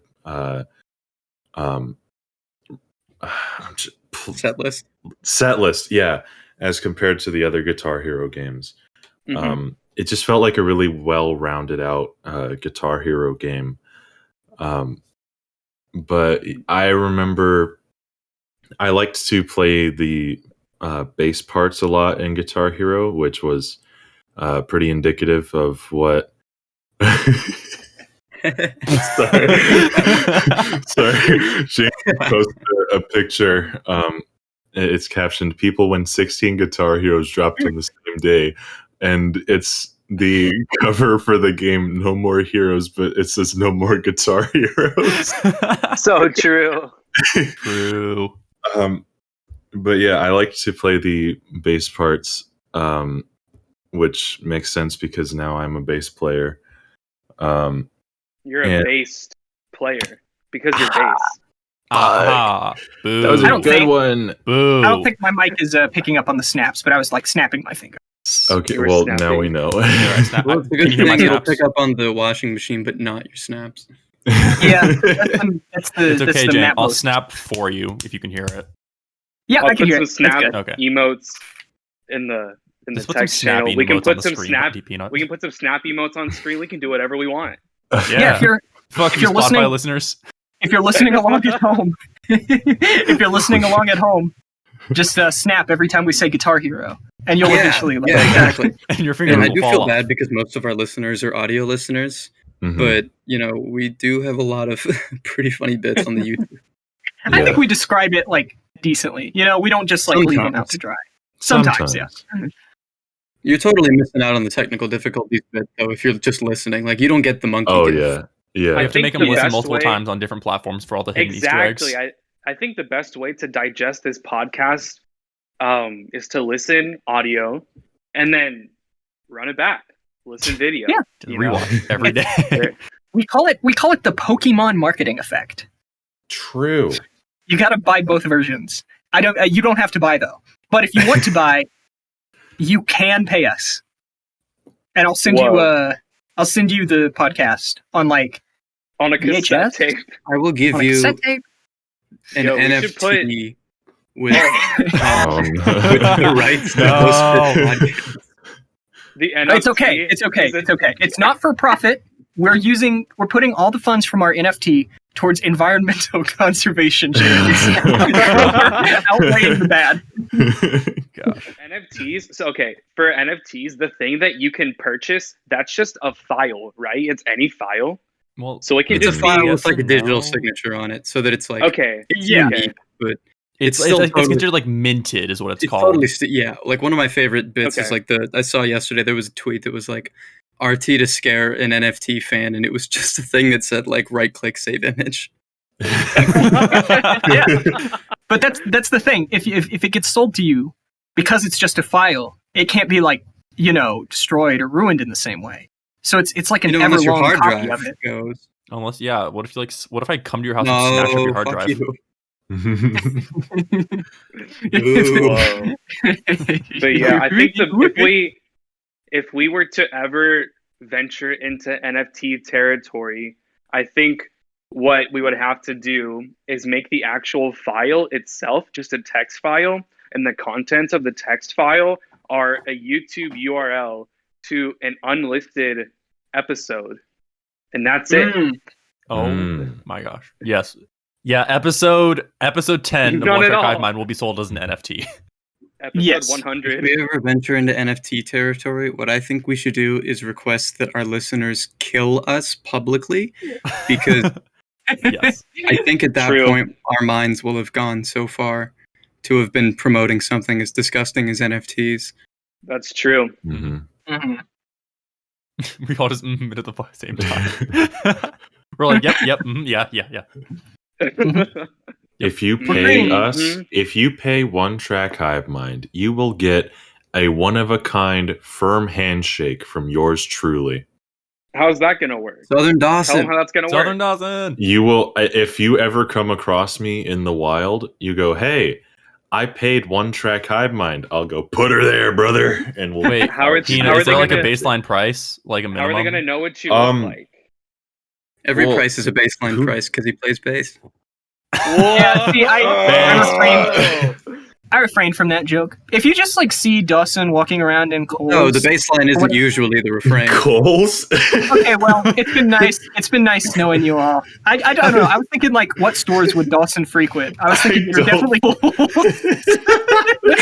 do actually not thinking- frequent Coles. I was actually thinking, what is the least Dawson type store to frequent? What would Marshalls? what would my Marshalls mom does not feel like frequent? a store Peanut shops at. I don't know. Kohl's is funnier to say though. That's true. Can we all agree? I think I've Kohl's been is a to pretty funny Marshalls more brand than name. Coles. Dawson, do you go to Whole Foods a lot? Nope. We found our answer. Yeah. That doesn't mean it's the least Dawson store to go okay, then to. tell us, what is the least Dawson store that exists? Probably a sex Kohl's. shop because of how little I you get did paid. that. Nail on the head. Okay. Yeah, I mean probably Kohl's, to be honest. Okay. I think my joke just got drowned out, and now I feel ridiculous. What was your joke? I said probably a sex shop because of how little you get laid. Oh well, I thought it was actually a compliment. Like he doesn't have to go because he doesn't have to buy the sex. He doesn't need help. Do you 'Cause know that's what what they the sell at a sex- sex shop? Yeah, that's what those shops are for. It's in the name, Peanut. They sell sex. Well, I mean, if you ever want to buy sex, you can just buy the Brockhampton CDs. Collect all 7. Let's true. go. True. Sex is one of the bonus tracks. It's true. It's true. How do we feel about But those Brockhampton CDs? You don't get the bonus Actually fired. tracks to be unless you have honest. all 7. Oh, Yeah. you have the Chaos Emeralds? Yeah, you have to put them all 7 together, and that unlocks the bonus tracks. Oh god, what if the album is If like you- Zyrico, where each one is just 1/7 of the Oh, album? No. That would be incredible. You only get whichever member is pictured is the only member who contributed to that part. It's like, You get their some vocal songs- stems. no, wait, is it like the Foghorn tape where it's just silence up until their verse and you just hear them? Yeah. shouting? I'm thinking if they had any Contains input no on the music. production, if Kevin was in there and he was like, "Oh, I think a little bass here would be nice." You can hear a little bass there. But that 10 seconds of silence, baseline comes in. So, fun fact about Kevin producing, the main siren sample and buzz cut is taken from an Instagram live where he was DJing, and it's a mix up of the beat from a Jay-Z song and Merlin's verse from Bleach, and he just it's just that sample. So you would hear that sample and buzz cut and Kevin's verse and silence. yes, and also you do have to buy the features CD parts as well. Oh, true. So there's actually more than 7 CDs. So there's also a Shawn Mendes CD, and then one CD for every single person who's Danny featured in the Brown album. CD. Do you think Yeah. there's going to be a Ryan Beatty CD? I mean, Yeah. If they do that, That's then the yeah. one that I want. So Nice. Everlong, as I was saying, Guitar Hero. I played Everlong on Guitar Hero World Tour a shit ton because I was like, this song's really good. I like it. It's epic. I didn't know what he was saying because my English comprehension was somehow worse at that point than it is now. But Are you now saying you coming, expected it to get worse as time went on? well, I'm notoriously terrible at understanding what people say. I play it off most of the time, and I get by. But even though English is my first language, I just don't know what people are saying a lot of the time. So a podcast is the perfect idea for you. Right. Yeah. Absolutely. That's why you conceived this podcast. You'll love to see it. But yeah, now that I've come back to it, because I didn't really seek it out for a while. I'm not particularly sure why, but it coming back to it, it just kind of reminds me of like it's got the same kind of feeling as like driving with your partner out to a field and like at nighttime and like just parking the car somewhere and like looking up at the stars on the hood of the car. Let's be real. It's That's like- not what you do when you're out in the middle of nowhere with your partner. That's what I do out in the middle of nowhere with my partner. Well, there's no sex shops out there. Jennifer. Peanut can't buy it out there because it's the middle of fucking nowhere. Yeah, there are no sex shops Buy out there. sex. Yeah.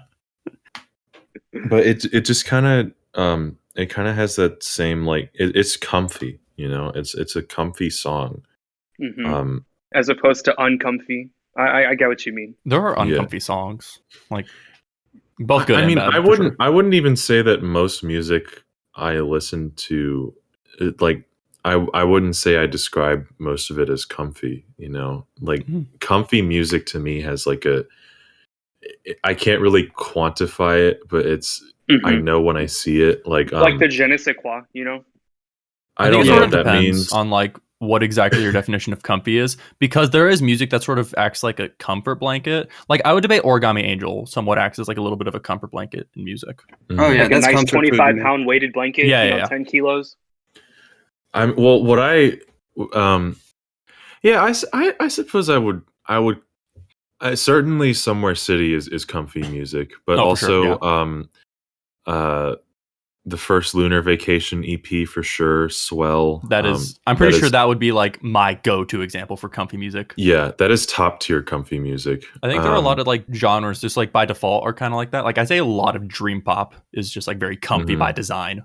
Mm-hmm. Mm-hmm. And so it's nice to come across a song where it like the feeling just like hits. I'm like, yeah, this is comfy music. Yeah. And that's the kind of vibe I get from Everlong, and I love it. Okay. It's Yeah. like That's it's so good. nice. It's not what you would expect. It's not like what you anticipate.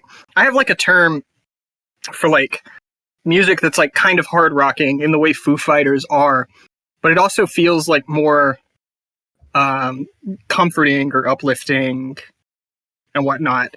Like more like rock balladry. And I wouldn't necessarily say Foo Fighters are like in that rock balladry lane, but it's kind of a similar experience for me. Like it's very very, very nice. It's like a nice hug of adrenaline. It's Whoa. still like That It's- yeah, I think that's accurate. Yeah. it's That's like a it's very still like nice. a lot of like, you know, rock music that I like is like a shot of adrenaline to the system. But this is more like, you know, it's less like you're getting a shot of adrenaline to run around the track because you're, I guess in this extended metaphor, you're in like high school track and field. It's more like, you know, like your close friend is like, you got this, buddy, and he, you know, gives you a nice hug and it motivates you. It motivates you And to then run you win the around. 50-meter dash, you know? And then you win. You win I the don't know. 50. The entire time you were describing that, I was just picturing like In Rainbows in my head. Honestly. Yeah, honestly, I In Rainbows to me is like perfect example of like rock balladry. That and like the stuff that I really love from the Strokes, where it's like it's still rock music. It's still kind of got an edge to it, but it's like it's not being used to be traditionally like hard rocking, like yeah. Yeah, It's I would more say like- I would definitely say like The Adults Are Talking is like go-to like comfy song for me. Yeah, like it's still focused on being rock music, but it's not focused on just being like the type Beat of the stuff shit out of you.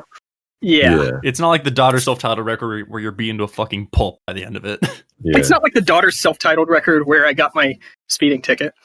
Did you really? Tell us the story. Yeah, it was the hit specifically. Yeah. Oh, my speeding Wait, you ticket got a was speeding ticket the, to the hit? Do you know? Do any of you know the Kingdom Hearts 2 theme? Yes. No. The Simple and Clean, like the upbeat remix that like plays at the beginning of the. I've never played the game. I just know the song and it goes off. I was in the middle of Kansas somewhere on one of my cross country drives, listening to that song, and I got pulled over for a speeding ticket because I was so into it. Well, I mean, okay. To be fair, I was going the same speed as everybody else on the road. I just happened to be at the back of the line, and the cop picked me out. Right. Which Yeah. you know, I hate when that 12, happens. but Yeah. it's still I like to think that if I was listening to a different song, it might not have happened. Yeah.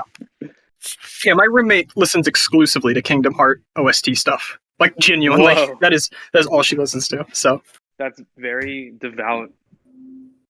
Yeah. I feel like, okay, I'm going to circle back to Spotify curated playlists because I feel like a good Spotify curated playlist would be like songs that you get a speeding ticket to, you know? Oh, that would Yeah, be cool. What call would it, I get a like- speeding ticket to? like 80 and a 55 core is the name of the Yeah. Spotify playlist. Double Which nickels on a was, dime. Which Can we was propose yeah, this double new nickels on genre the name name. to rate your music? Babick, you got us? Speeding core. I could speeding core. Yeah, what vibe would we consider speeding core? Like Speeding just something bullet like to heaven. heavy and like Easy. intense. Next question. Because No, if so- the Kingdom Hearts theme is just like it's like a vocal trance song, but it just bumps. It's I don't got to know. be music that like gets you energized in some way, but it's also got to be somehow like enough to the point where your mind is kind of tuning out and you're just driving along to the music. Maybe like Yeah, some like power electronics type I read stuff, it. maybe. I mean, it could Maybe. be, yeah. I feel I like felt- in my mind, like I'm too heavily leaning on like I have the idea of a playlist of like music to destroy your house to, which is like one of my favorite, just like some of my favorite kind of music. And I feel like I'm too heavily leaning on that whenever I'm thinking of like speeding core, just like really intense shit that's like batshit insane. I mean, I'd go that far for things like the Chariot, you know. Yeah, like I would put like I don't know like Jane Doe is like music to destroy your house too. Yeah, the only metalcore record you've ever heard. Shut the fuck So up. true. It's the only one you referenced. Well, you know, shut up. It is It's- the metalcore album. It, Hey, yeah, Babick, it what's is your like favorite Poison the Well record? favorite what? What's your favorite Poison the Well record? Who the fuck is that? You've Yeah, heard my of point is- it's like Pierce. It's like basically Pierce the Veil. You know, like Poison the Well. Okay, well, fuck you. Yeah, Let me we check my actually used to have a metalcore ratings, joke. bitch. I used to have a joke with my friend that we would have a band called Verb the Noun because that's what all the Hot Topic bands used to name themselves. Yeah. Yeah. Verb the Yeah. Noun. But I looked it up and it turns out that is a band. Really? Yes. Well, then So- I guess if you made that band, you're going to be Verb the Noun too, you know? Verb the noun too. I mean, okay, looking at this, the only metalcore that I like actively listen to like weekly is probably the Inside the Beehive EP, Drink Bleach Live Forever. Weekly. I listen to Jane Doe like bi-daily, like at least once every other day, or songs from it once every other day at this I point. see. I thought the way that you like introduced that. So you're a poser. Yes. I am. Oh, we've known this, Peanut. This isn't new insight. Yeah, nothing new. Do Foo Fighters make any like speed limit songs? Because for me, Foo Fighters is almost more like drive 10 miles below the speed limit and just admire the sightseeing. Do they? No, yeah, absolutely. I mean, there's songs that are like, I would say generally not the singles, or maybe well, no, I think The Pretender you could maybe put in that category. And then on Wasting Light, White Limo, and then the title track from The Color and the Shape, which is only on like the deluxe because it was a B-side. Love when that happens. So- The title track doesn't make it. Yeah. Weenie Beanie off the first record. Wiener. Trying to think. Meanwhile, Walk is a song where, like, at first you're going like 10 under the speed limit, but then you pull over to the side of the road and you get out of your car and just You jog the start rest of walking? the way there. Yeah, no, exactly. No. I mean, when you hit that, because the bridge is so good, and then it transitions into like that second bridge where he goes like up an octave, and he's like, Yeah. "I never wanna die, I never wanna die." There's just something really great about that. That song came on when I was trying to sleep one night, and I think that after that song came on, I decided that I wasn't going to try to sleep that night. You decided you weren't going to die. I'm never gonna die, and I never sleep because sleep is the cousin of death. Even though their styles of metal are not that similar. I remember we had a conversation in true, Raisin Talk James. about Oh my how Sleep is God. the cousin of death. References are like so, like that's so overdone. But the only one that's really good is that's like gets a pass is the one in 745 Sticky. That's fuck Sleep and his cousin. Yeah. Mhm. Yeah. Okay, I can, yeah. I can get down with that one. It is dawning on me, no 1000 Gex lyrics. I think I know all the words to like at least half that record. Like definitely like the first half of the record or whatever. for Because sure. that was what I record could is- hear that when record I is was on my way so to school. fucking addictive. I know all the We words should've- to Money Machine, Stupid Horse, 745 Sticky, 800 The classics. Decibel. The classics. Loud. The classics. I Yeah. think for episode 100, we should do Ringtone, 1,000 Gex. Yeah. True. Yeah, I'm down for a 100 Gex episode one of these days. We should do Yeah. episode. Let's just do one for episode 25. Like, what's the song that has 25 in the name of it? Like, 725 Sticky. Or 725, I guess. no, it's for 25 episode bands and a 800. Oh no, gecko. that's 7 because it's 745, isn't it? Yeah. Yeah, that's what I was Yes. thinking, but I didn't want to say anything because I don't remember anything. For episode No, you're right, number you're right. 800, I know what You we're doing. primed me by saying 25, 800 goddammit. decibel cloud. Yeah. Good old 1000 Gex. I started to appreciate. I didn't like. I listened to it on my way to work, and I got the feeling of like breaking the speed limit core from it on that first listen. But I was like so confounded by it, even like as I re-listened, that I didn't really like it. And I started liking it only because they started putting the entire music video for Money Machine as an ad, and it was the only ad I got on YouTube for like a month. I wish that would have been That's surprising to me because you strike me as the kind of person who has an ad blocker. I have an ad blocker, but I have it off for YouTubers I follow. Okay. Yeah, me That too. makes sense. Okay. How does that work? You just turn it off on YouTube. You whitelist, Yeah, Oh, you it can it just you works. whitelist Okay, cool. domains. Yeah, you can Oh. whitelist like very specific things if you have the main ad block Interesting. or like the free one that I have. Yeah. It's I'll have to actually check I that think out. it's way funnier this way because I regularly it will either be like super generic whatever like Taco Bell ads, but regularly like it will randomly get into a pattern where it will give me hour-long podcast episodes. And I think that would be great for us if we just spent money out the wazoo. I've gotten I shared a really long story about this, and it would have to be a whole episode. But I watched an entire like 80-minute long ad on YouTube once because it was Why? this dude. It was this dude advertising his service in a podcast format, but the service was pickup game, and it was all about like. It was all That about guy. misogyny. Yes, I loved that video. Yes, So it no, was so funny. I think Eddie Burback did a video on that. It was similar, but it actually wasn't the same guy, and that's the thing. Because Oh, it wasn't. I think the reason I got it is because I watched the Eddie Burback video, or like both the videos. But I got a totally different guy, and this was like just a week after I watched those videos. And this guy was like the funniest part to me, which I wish that Eddie had seen this guy because it is the funniest thing I can imagine. Is he kept talking about how it was a free program, but the free program came with a twist. So you know how if Oh. businesses are trying to win you over, they'll have a money back guarantee. Where it's like if you're Yeah. dissatisfied, you'll get your money back. Okay. Mhm. This program, you get your money back only if it works. What? That's actually kind of cool. At the very end, he was discussing the details, and he was like, I guarantee it'll work within a month. And here's how the money back guarantee works. Once you Oh inevitably my get a girl Gosh. using these pickup tips, you have to send me 3 photos of you two together in different locations to prove that you're actively dating. And you have to disclose her social medias. so that he can go What? check. And if you do that, you get your money back.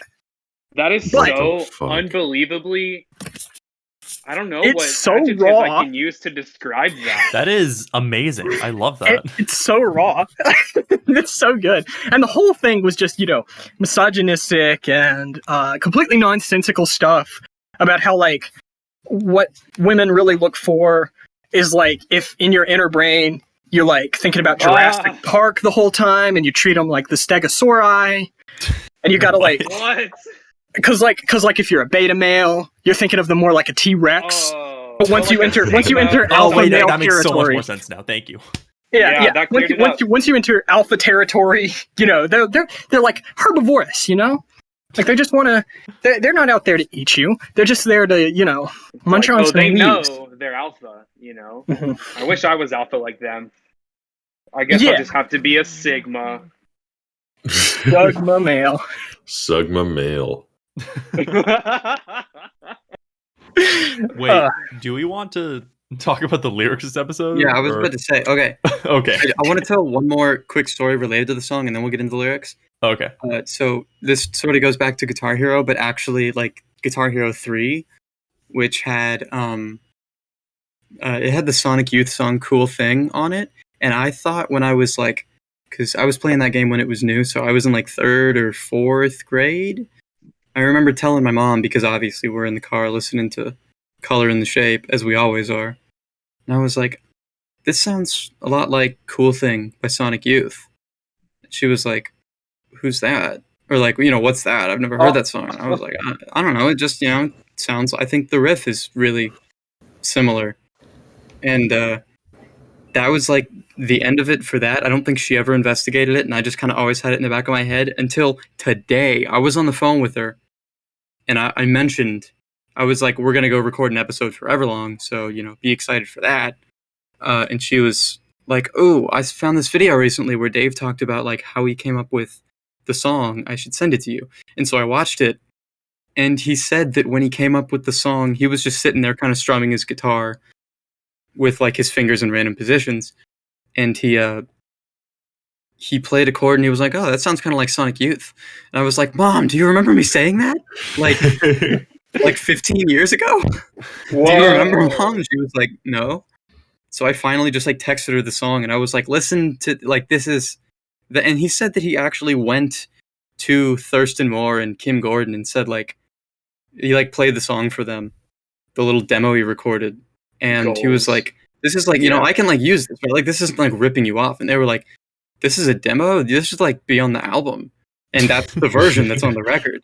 Oh, really? Wow. The one that he recorded is, yeah. But what I think is really funny, and I only found this out after I watched the video and looked a little further into it, Dave didn't say in that video which Sonic Youth song he thought it sounded like, but I looked, and it's not Cool Thing. It's Schizophrenia from Sister. And then I went back and listened, and that also sounds like it. They both have similar riffs. Interesting. So there's my Intriguing. little thing about how I will always, a little part of me will always tie it to Sonic Youth, but much less, noisy and in your face than a Sonic Youth song. Yeah. Anyway, so let's get into the lyrics. So Yeah. hello, I've waited here for you Everlong. Tonight I throw myself into and out of the red, out of her head she sang. Yeah, I don't know what he's talking about. See, I Zero don't idea. know.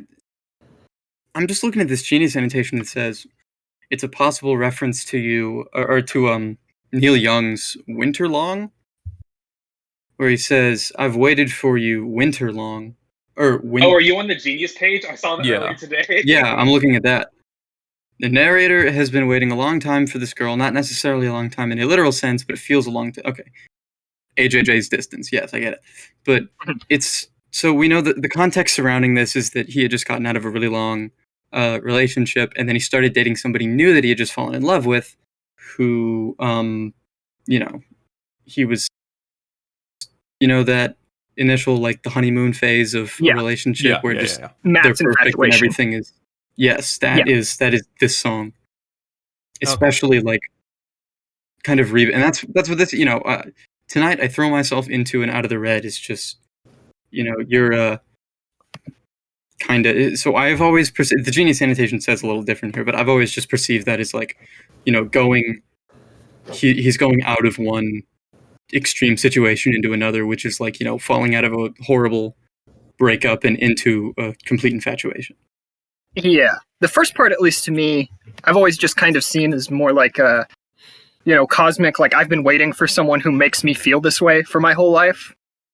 Which I guess I'm like paraphrasing the Postal Service there on Clark Gable, but like that's like the feeling is like you're looking for that specific infatuation, like that specific feeling, and it's not necessarily something that you know how it feels until you feel it, but you know that you are looking for it.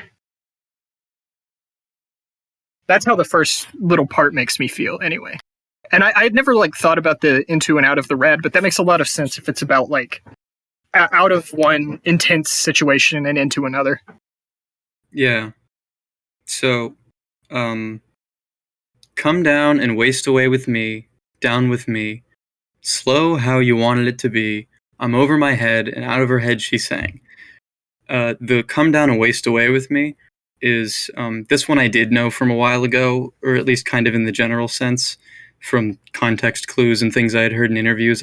I'm picking up that it's because whenever he got divorced, not only was it like he was losing his relationship, but he also like had become homeless, and like the band was going to break up because they were not as successful initially as, obviously as Nirvana was, or as he thought they were going to be. And according to this Genius Annotation, he also didn't have access to his own bank account. I don't know why that is, but so the band was, going to break up, and so he's like, the only solace he has is this relationship. And so come down and waste away with me is like, come into this horrible situation that I'm in and just, be my comfort. That's a personal favorite of mine in like love songs too, when it's like, the rest of my life maybe is kind of horrible, but if you're daring, come into this like horrible spot that my life is in and just be here. There's a Smashing Pumpkins song with sort of a similar theme. It's by Starlight, which is like, I want to say it's like the second to last song on Melancholy and the Infinite Sadness. So you've got to be like 2 hours into the record before you hear it. But it's so beautiful. The chorus is like, dead eyes, are you just like me? Her eyes are as vacant as the sea, and dead eyes, are you just like me? It's like you are both just completely empty inside, but you are like, at least you've got each other, kind of. Empty together. Yeah. And there's something really, there's something kind of, I guess, Poetic. Comforting in having at least one thing.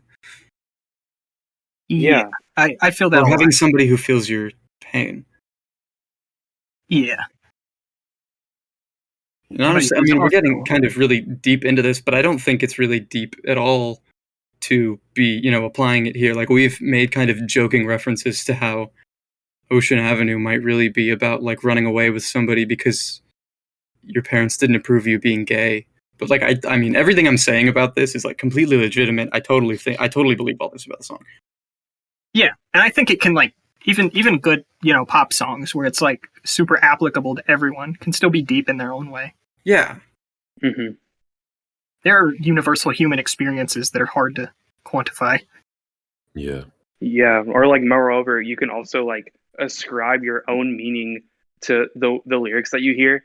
Because, let's say, for example, like Dave is writing these lyrics because of his own experiences. What if you have also had experiences which are perfectly like touched on by those same lyrics? In that sense, the song then gains its own personal meaning to you, where it alludes to those experiences, even though those weren't the experiences that like caused those lyrics to be written in the first place, right? Yeah. Yeah. A huge talent that you can have as a songwriter. And it doesn't even have to be vague enough to apply to people, so long as your personal emotions from the event can come through to it. Like, even, I'm thinking like... Fantasy is a really good example of that. It's such a specific album that I'm surprised anybody relates to it, and yet so many people do. Yeah, I always think of, like, especially, Phil Elverum and a lot of Mount Eerie stuff is, like, very pointed and specific, but the way he conveys his emotions, even though...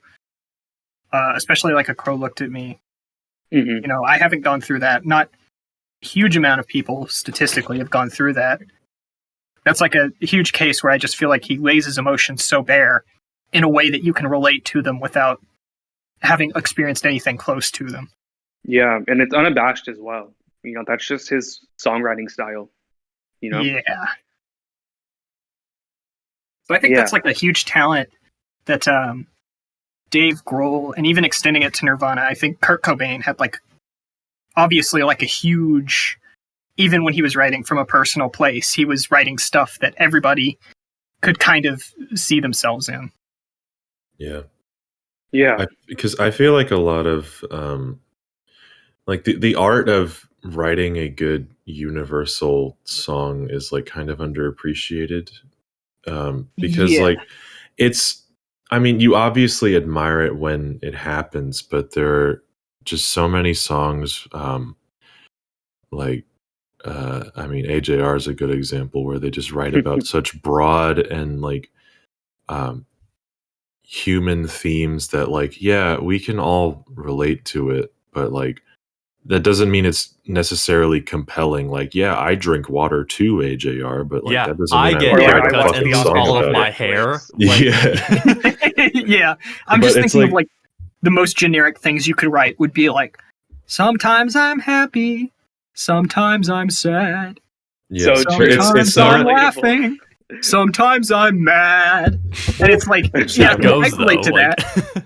Yeah, but I'll put it's- that in could song. be But the one joke about the new Idols record is like, oi, oi, oi, racism is bad. Oi, oi, oi, it makes me mad. Yeah, exactly.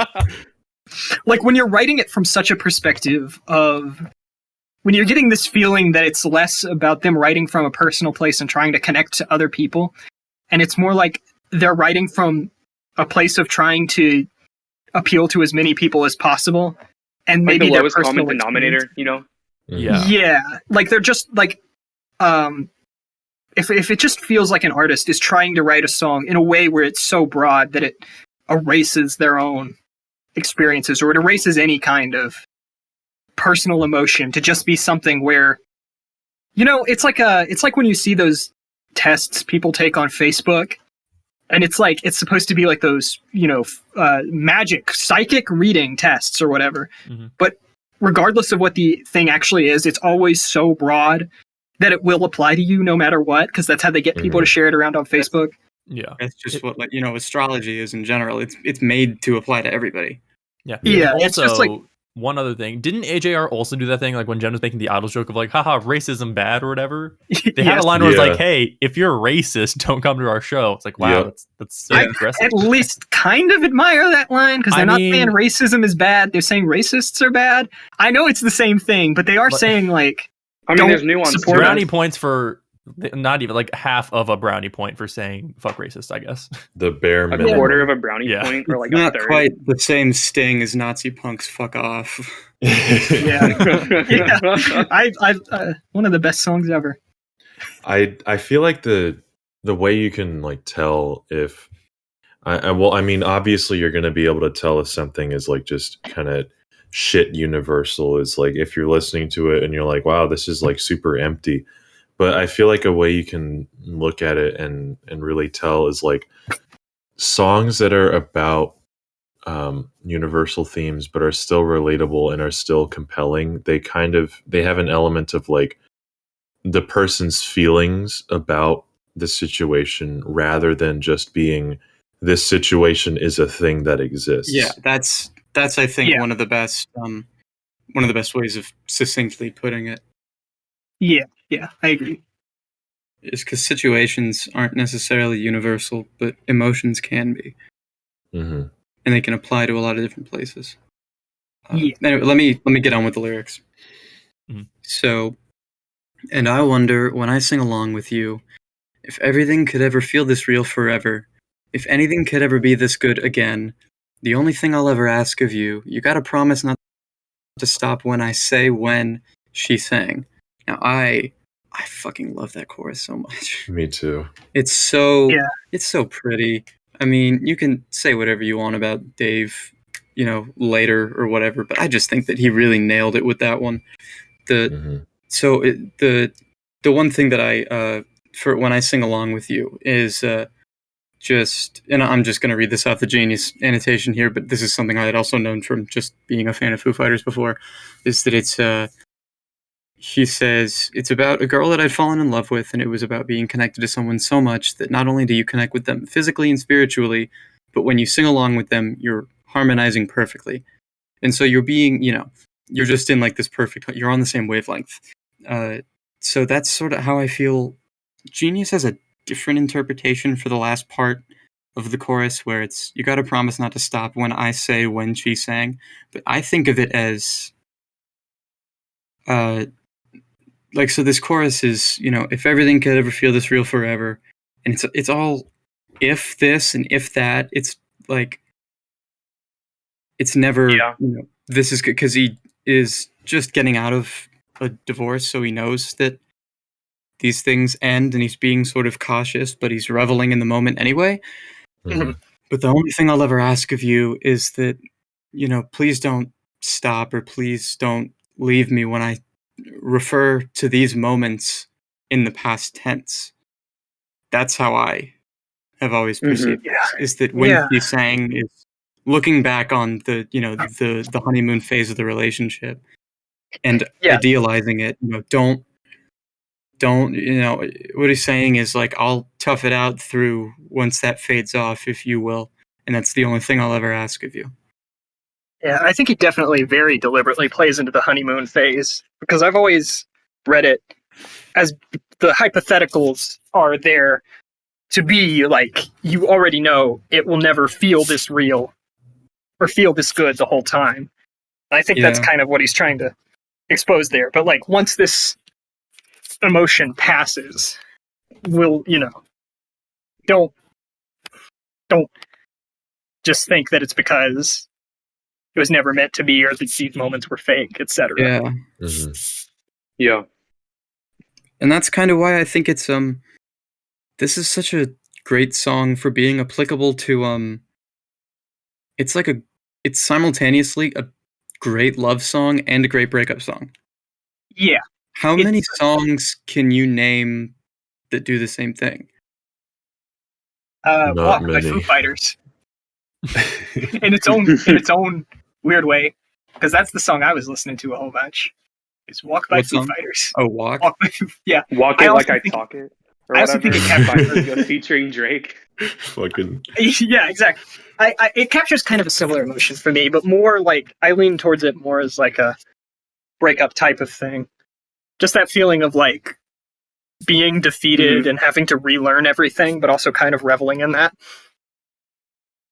Yeah. I also just want to point out how kind of black comedy ironic it is that he broke his leg at a show a couple of years later, and then had to like literally learn to walk again.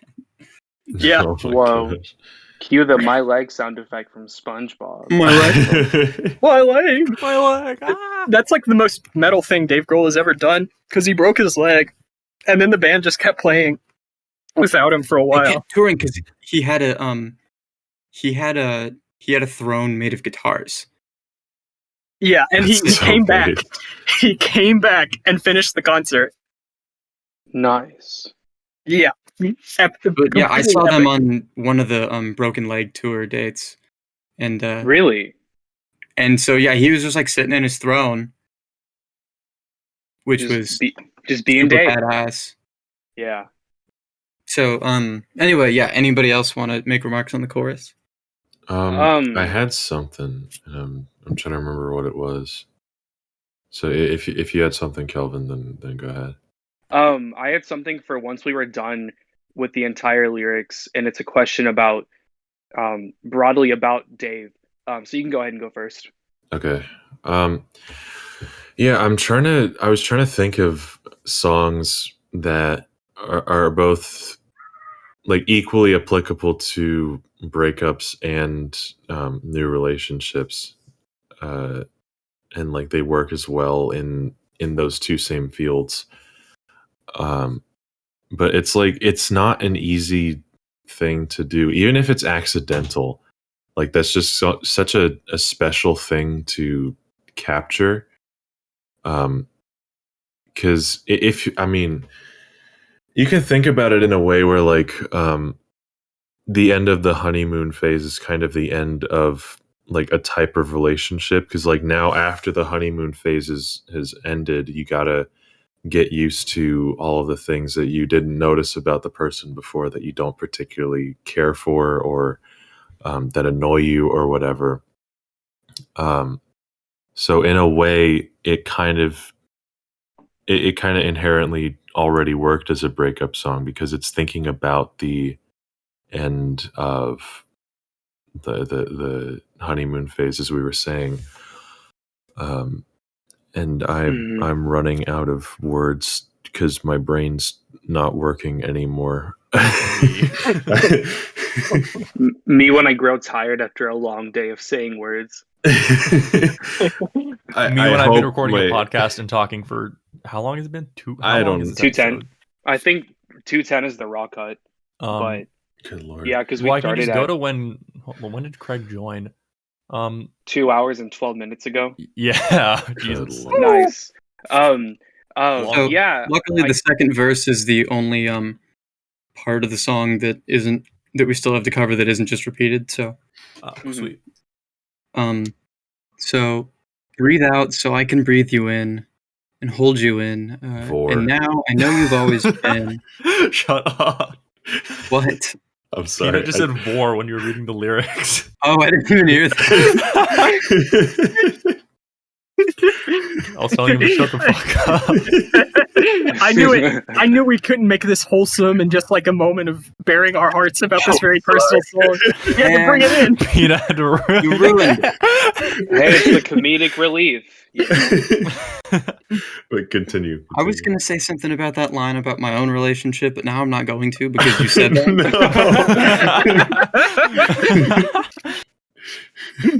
It's okay. If you buy the NFT of this episode, you'll get the Jen storyline of that. Yeah, you'll get the uncut 6-hour version, which is just two of those hours are just like takes on my dumb Godspeed You Black Emperor jokes. Yes. But continue, Jen. I think I just really think that's. I mean, you could definitely make it out to be a weird line, but I think if you've ever been really, really, really infatuated with somebody, it makes perfect sense to say, breathe out so I can breathe you in. It's just I want to spend every moment with you and everything. I just want to riff back and forth with you.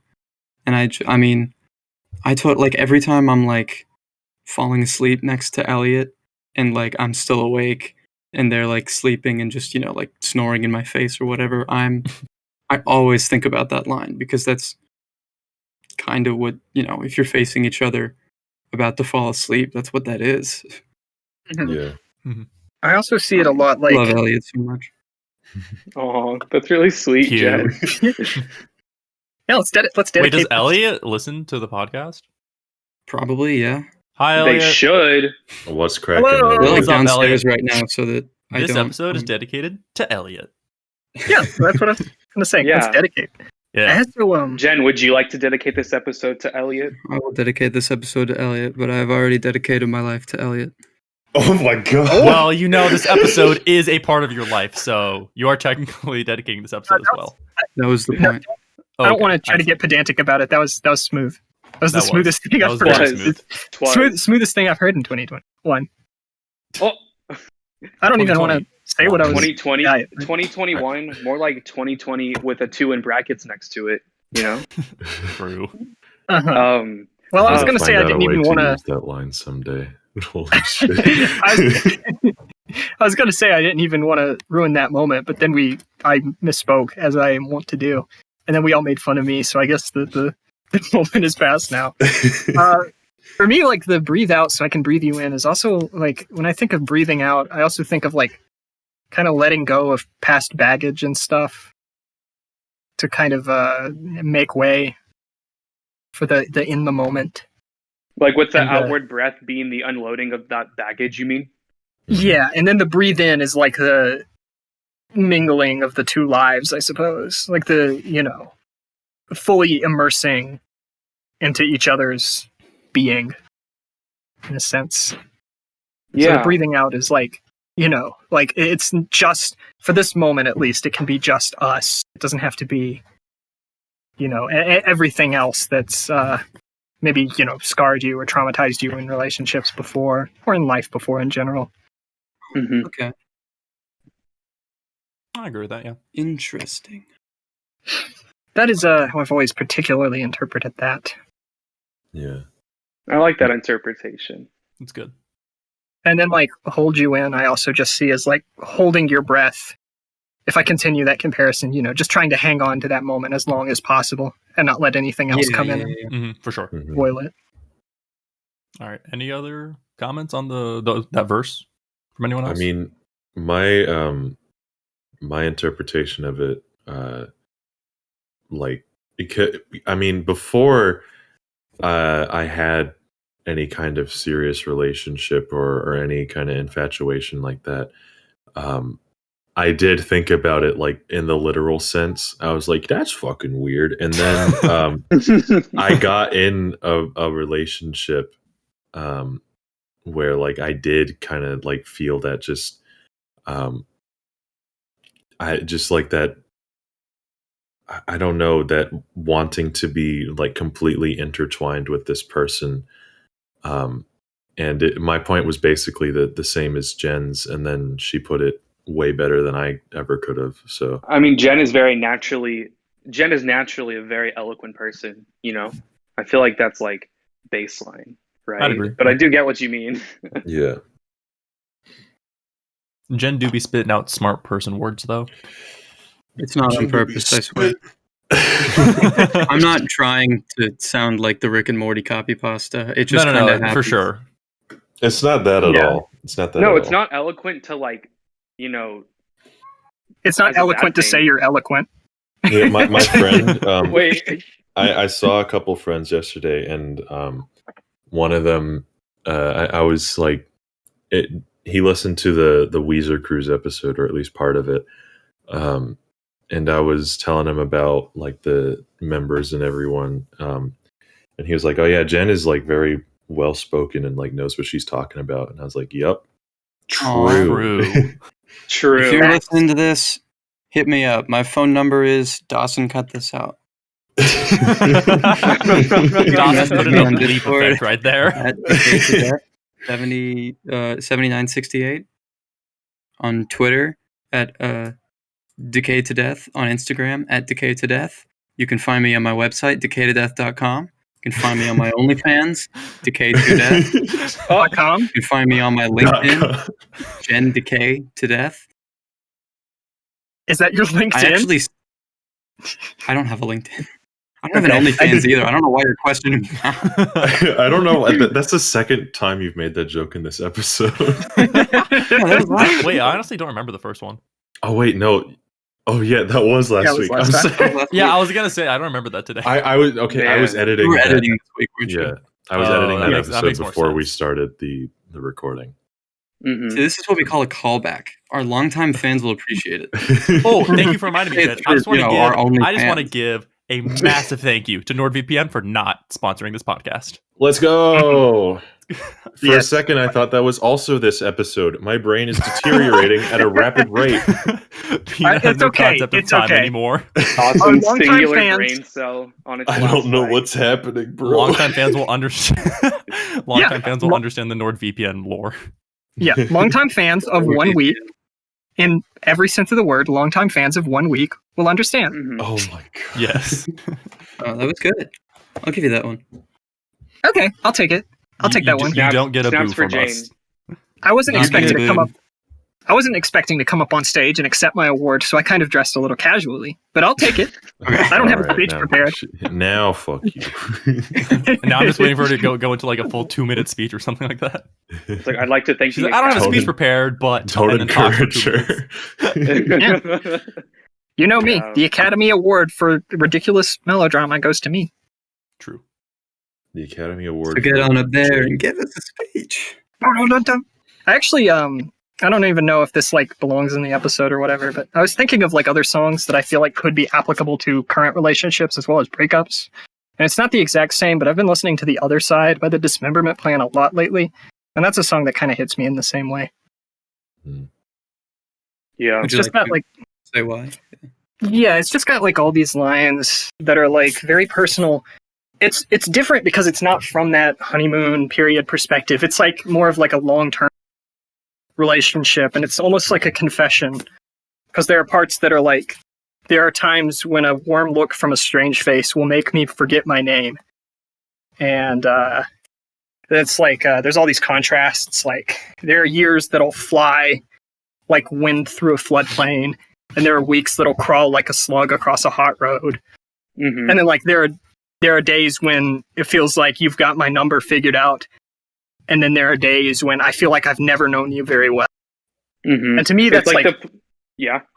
It's very much like when you've been in a relationship and it's like started to get rocky, maybe. And it's just like this contrast.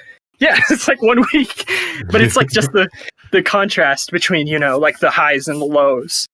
And I feel like that could apply very well to a relationship that's been going on for a while, but also to like a breakup, especially if you're looking like kind of fondly reminiscing, but also understanding why the breakup took place.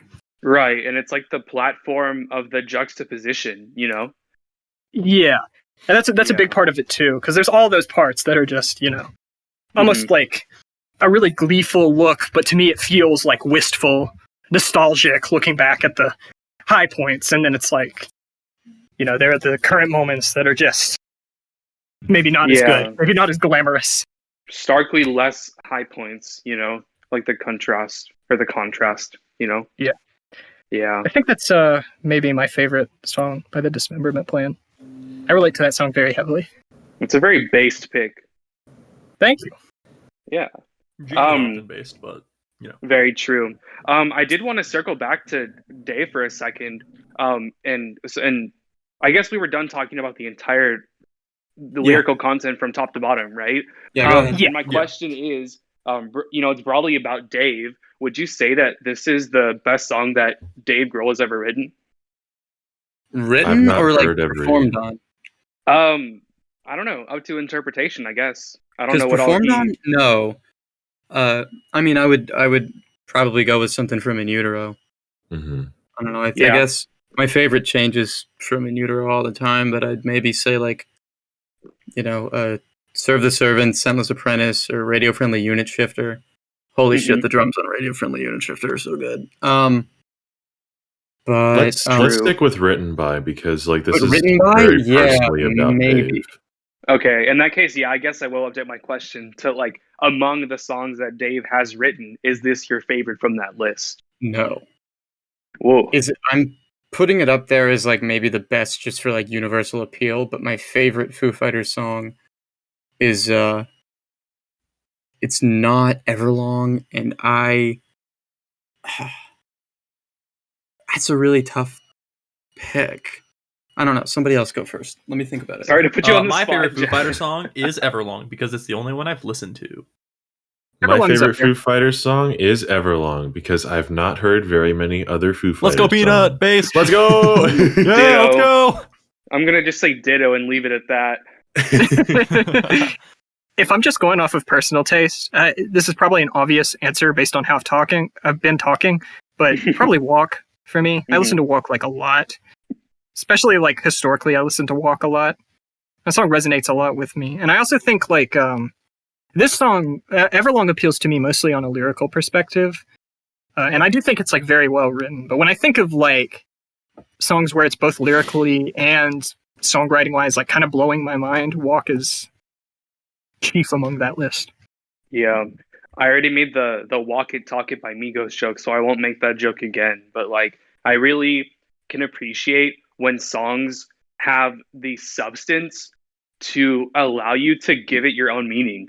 You know, I talked about that a little earlier with like, you know, the same words arriving from different emotional sources, right? But whenever a song has that much merit and that much substance, it shows not only that the artist put a lot of effort into curating this piece of art, but also that translates well in terms of the message that the artist wants to convey, sort of, or like the things that the artist wants to put out there, even if it's not necessarily like stuff that you want to convey to your audience, if that kind of makes sense. I don't know, but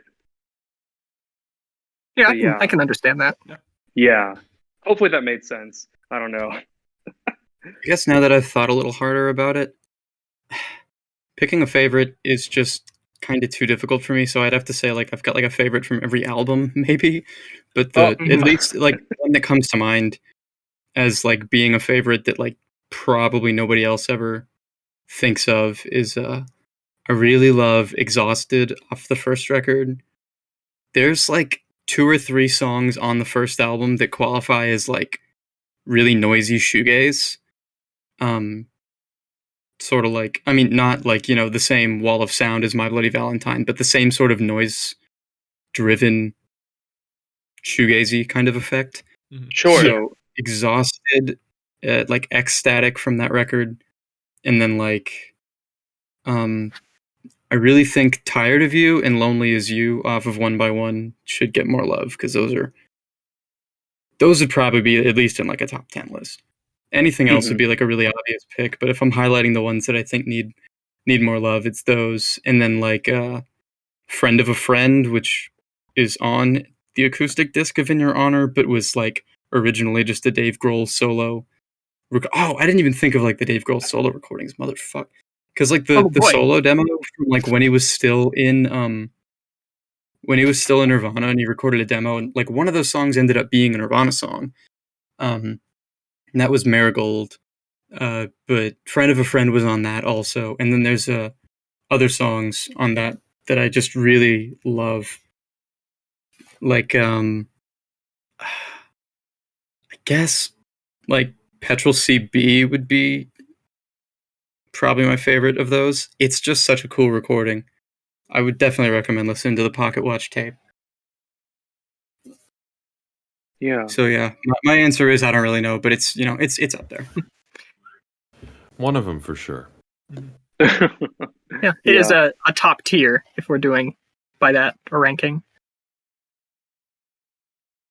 Right. Any other comments related to Foo Fighters, Everlong, or any related topics? I was going to say, do you want to just cap it off and then go to a listening party for Wasting Light? Let's do it. Sure. I'm down to waste some light. I've already wasted most of the light of today. You know. True, because it's sundown. I gotta work after this, but like, y'all have fun with that. Oh, But anyway, final thoughts on Everlong by Foo Fighters? Good song. I feel like one of the best songs ever written, I think. Seriously. It gets a thumbs up from Babick. Yeah. Yeah, it gets the elusive Babick thumbs up. Yeah, I pretty much figured this would be I've like given a thumbs up to 10 songs in my life. Yeah. Is my song... Wait, Babick, is my song one of them? Yeah. Well, yours are the other 9, but, you know. Let's go. See. Dave Grohl and some Dave Grohl and high Kelvin, honors. the 2 people to get me. thumbs up from Babick. The only 2 music artists? The only music artists, period. Yep. I feel like the amount of the amount of deepness and the amount of I feel like this is the most emotionally deep at many points that these episodes have gotten. It kind of speaks for itself. We have to do something really dumb next week. Yeah, we gotta calm down, and we gotta do like either like a joke song or like a song that I really think we should do one day anyway, which is like MacArthur Park. A really like absurd and dumb song. So MacArthur Park. Like as the topic for one of these episodes? Like the dumbest song there is. Oh, perfect. It'll continue the trope of I've never listened to it. So yeah, let's do it. I feel like it is fitting that this episode is probably the deepest emotionally we've gotten, because it is the deepest emotionally song that we've covered, as opposed to like The Reason, which is nothing. Well, like I feel like the only one emotional. I feel like the only one that's come even anywhere close, and it's not like it. These are not in the same league, mind you. Before I say it, but Drops of Jupiter is probably the closest we've gotten as a before my this. favorite song of all time. Drops of Jupiter is a pretty safe bet. Yeah, because I mean, what the other options are fucking. Buddy Holly, Hooba Stank, What's the Friend? Ocean Avenue, which is about yeah. So yeah, I mean, yeah, it makes sense that this is the deepest one. Yeah, and we got to go even deeper by covering MacArthur Park next week. Right. And making sense of the lyrics. MacArthur Park. Bye. See you next time. I hope I love you. Yeah, into this bye bye. Give us 5 stars on Apple Music, nerds. Please give us 5 stars. Yeah. I beg of you. Please. Like and subscribe and share and all that jazz. Yeah, do whatever. Hey, you know- comment below if you got this far. Tell everyone. Yeah, if you got this far, know. I will give you a handshake. I like to Oh. reward the people who stick around and listen to the entire podcast. So if I'm ever on a podcast and I'm thanking the listeners, I like to do it at the end just because it's like a little treat. You know, like, hey, I listened to this whole podcast and now I am, you know, getting a thank you message from the podcaster, you know? Or at least that like makes me happy. So No, I like you're to right. do that- Yeah, I do think that now that whenever I we're like at the end, I can say that I really do have an OnlyFans, and you can find it